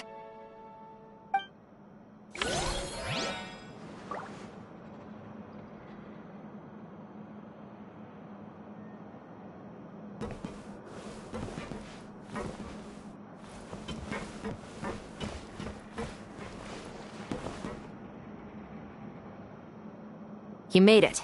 Sorry for starting the celebrations without you. No worries at all. We're just glad everyone's having such a great time. Oh, right. You've probably seen them around already, but let us introduce you for real. This is... Miss Columbina and Miss Guillotin, right? Oh, we saw the film you were in. It was so touching. Yep. This one started bawling her eyes out right next to me in the theater. I know. I didn't bring nearly enough tissues. Thanks. We saw your film too. I memorized all your names.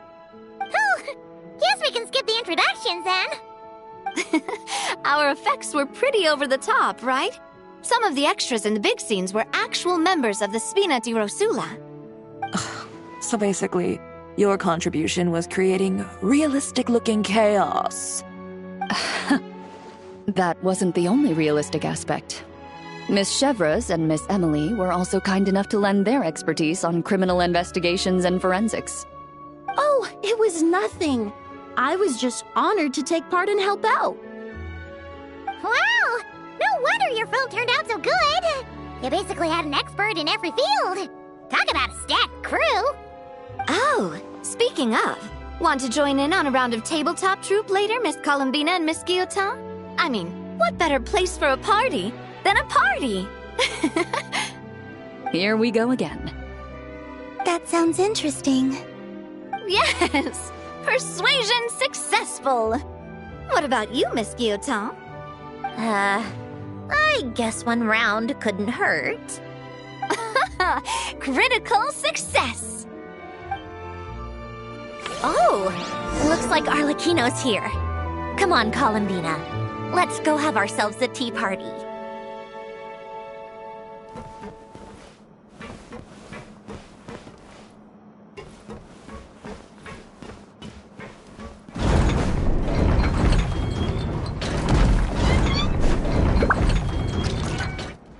Well, it's been quite some time since the 3 of us gathered to drink tea like this. Yes, but your tea is as good as ever, Sandrone. Of course it is. The pastries you brought aren't half bad either, Arlecchino. I'm glad to hear it. Are they to your liking, Miss Farina? If I remember correctly, this particular cake is your favorite. Yes, thank you. The tea and pastries are absolutely delicious. I can't believe I'm casually sipping tea with 3 harbingers. Or are some of them former harbingers? Who knows? Due to diplomatic reasons at the time, our last tea party was rather tense, wasn't it, Miss Farina? You have my apologies. But this is simply a casual gathering of close friends. So I do hope you can relax and enjoy yourself. Of course. I appreciate the hospitality, in both cases. Next time, let me be the one to treat all of you. I'm sure we'd all be delighted to have you join us more often. The same goes for you two.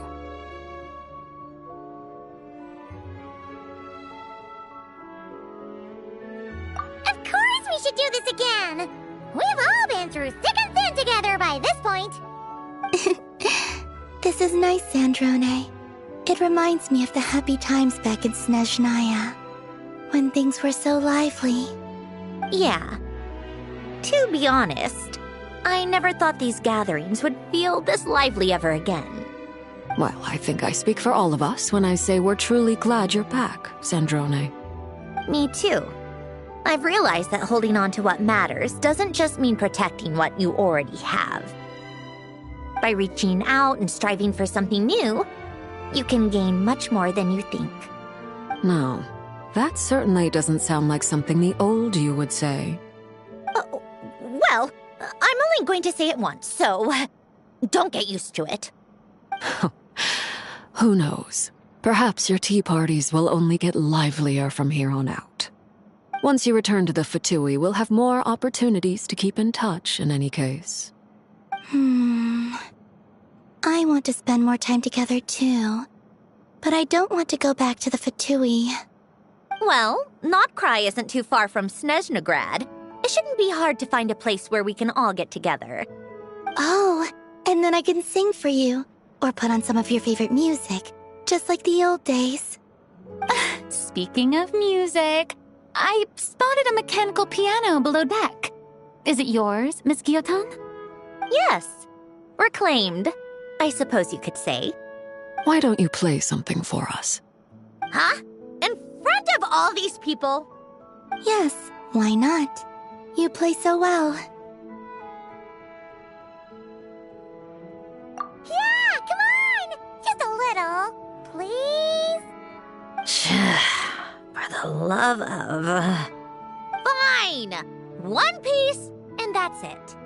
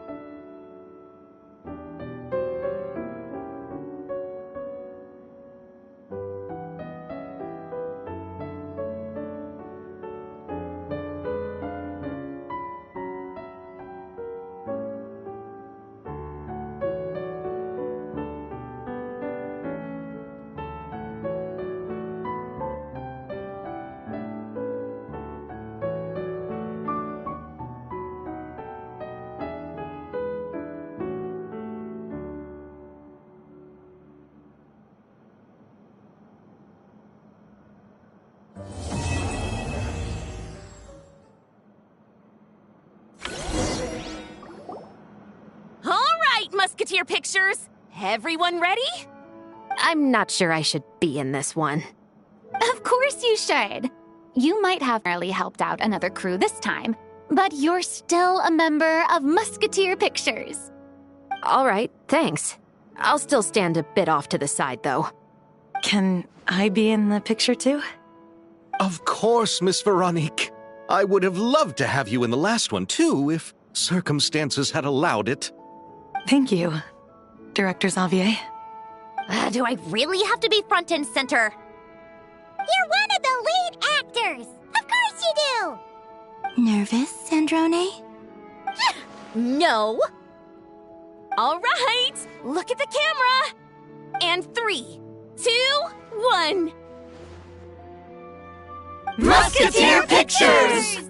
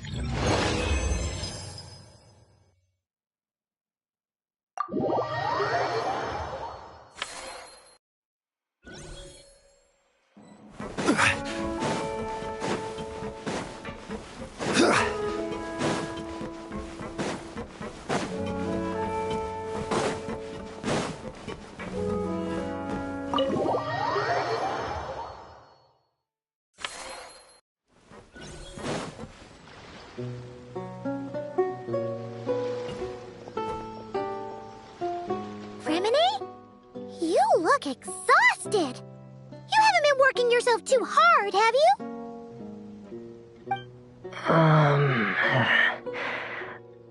Hey, don't you go hiding inside your diving helmet. We're your friends. You'll feel a lot better if you let it all out. I guess you're right. I bumped into a real piece of work while diving just now. A real piece of work? Yeah. How can I explain it? A According to Fontanian law, if an owner of sunken cargo accepts an insurance payout, the cargo becomes unclaimed property. Because of this, some people see diving as a way to get rich.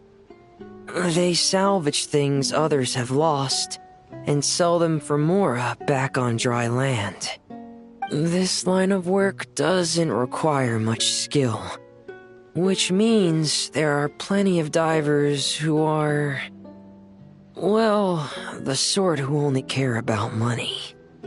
They often resort to barbaric means to drive away fish and blubber beasts, just to gain access to valuable salvage. It's largely because of people like them that I don't pick up certain commissions. So that's what's bothering you. Huh. Paimon can really sympathize with how you feel. Just now, while I was diving, I ran into someone driving away the wildlife.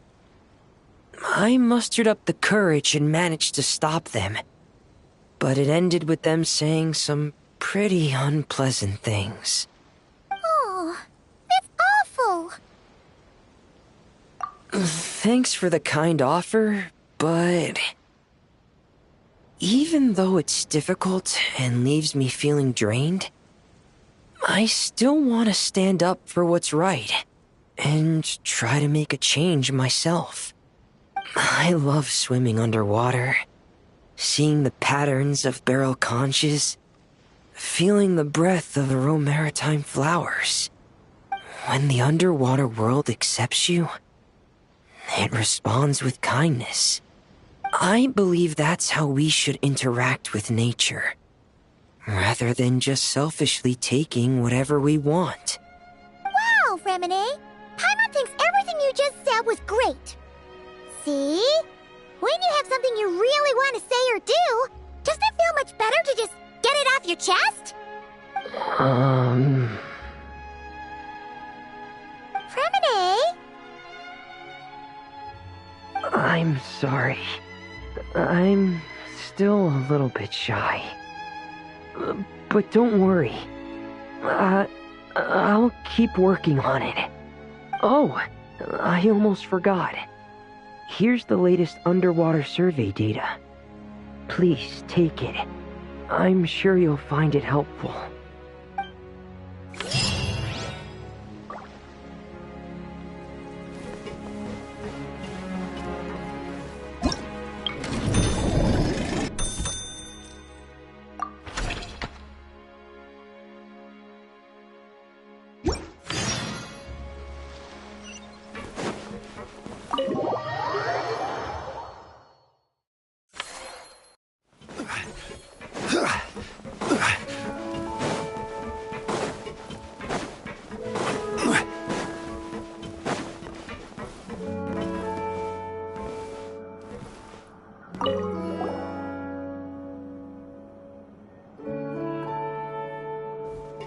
Thank you for all your hard work, Traveler and Paimon.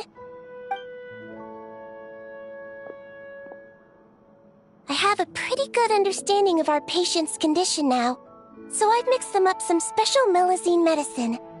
Adding these herbs to the water tank should help calm them down. So, you're basically turning the whole tank into a giant health spa? Huh. That really is a plan that only you could pull off, Siegeween. You're spot on. I'll need to invite a whole variety of different fish here for physical examinations before I can determine exactly what's wrong. I'll put together a list of patients to check based on the characteristics I need. I'd appreciate it if you could keep a close eye out for any fish that meet the criteria.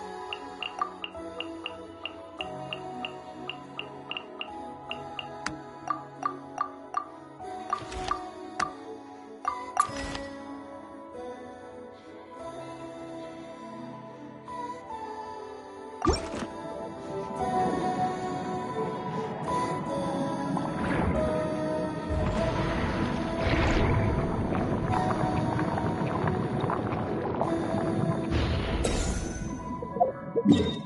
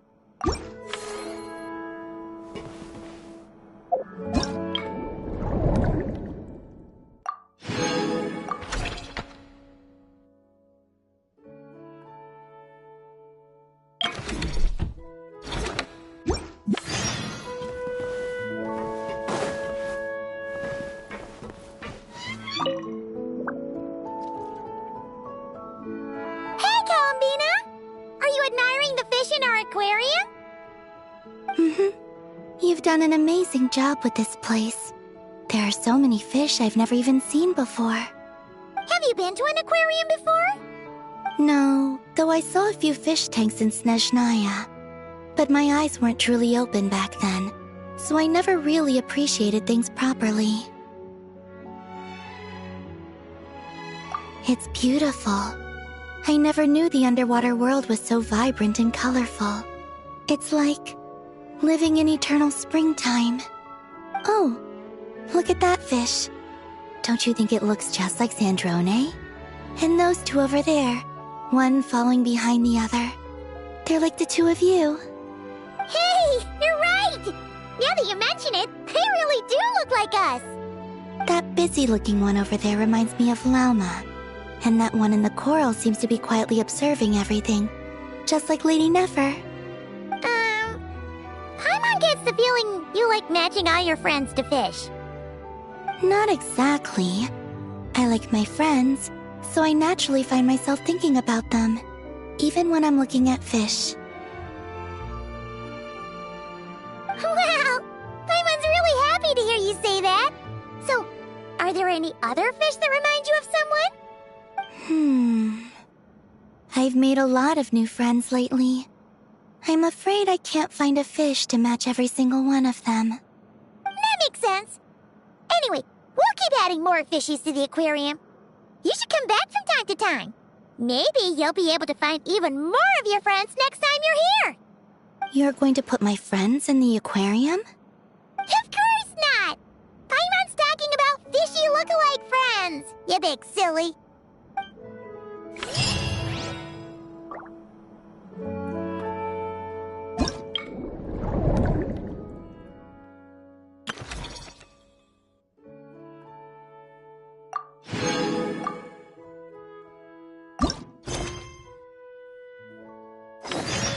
Osmanthus.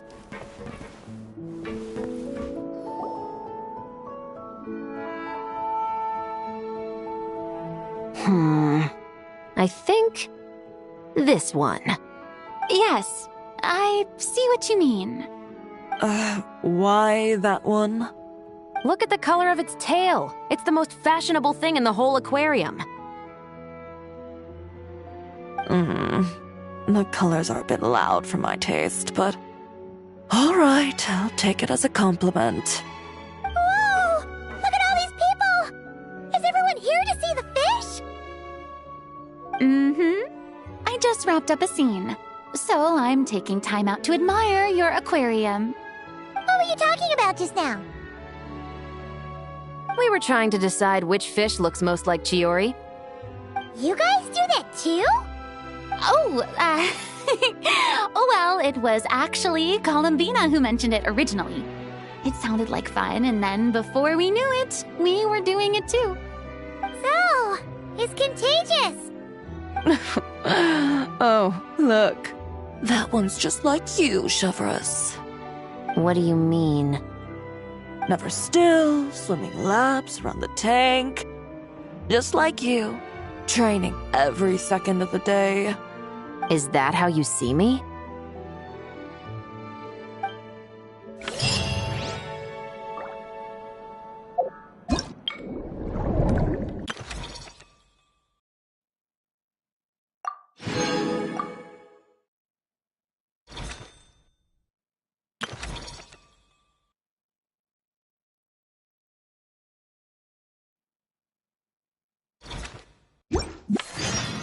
Where do you want to go next? If you'd like to see Liyue's tourist spots, I have a few... What about this one? I still feel like it's missing something. Columbina! Farina! What are you guys up to? Director Farina and I are... casting? What a wonderful way to put it. But the actors we're looking for just so happen to be fish. Fish can be... actors? Animal actors are hardly a rarity these days. We're looking to cast a charismatic little fishy with just the right attitude to shoot some B-roll. It's, essential for setting the mood. But I feel like we've seen every fish in the whole aquarium, and none of them quite fit the bill. Should we try asking the Traveler and Paimon for help? They have a knack for solving tricky problems. Paimon's happy you have so much faith in us, but when it comes to casting fish... Ooh, great idea! You're the ones with aquarium management experience, after all. So you're saying we should be on the lookout for talent whenever we go swimming? Paimon doesn't see why not. Then it's settled. I'll fill you in on the attitude we're looking for later. I guess this makes you talent scouts. You've really picked up the showbiz vocab since you started hanging out with Verena.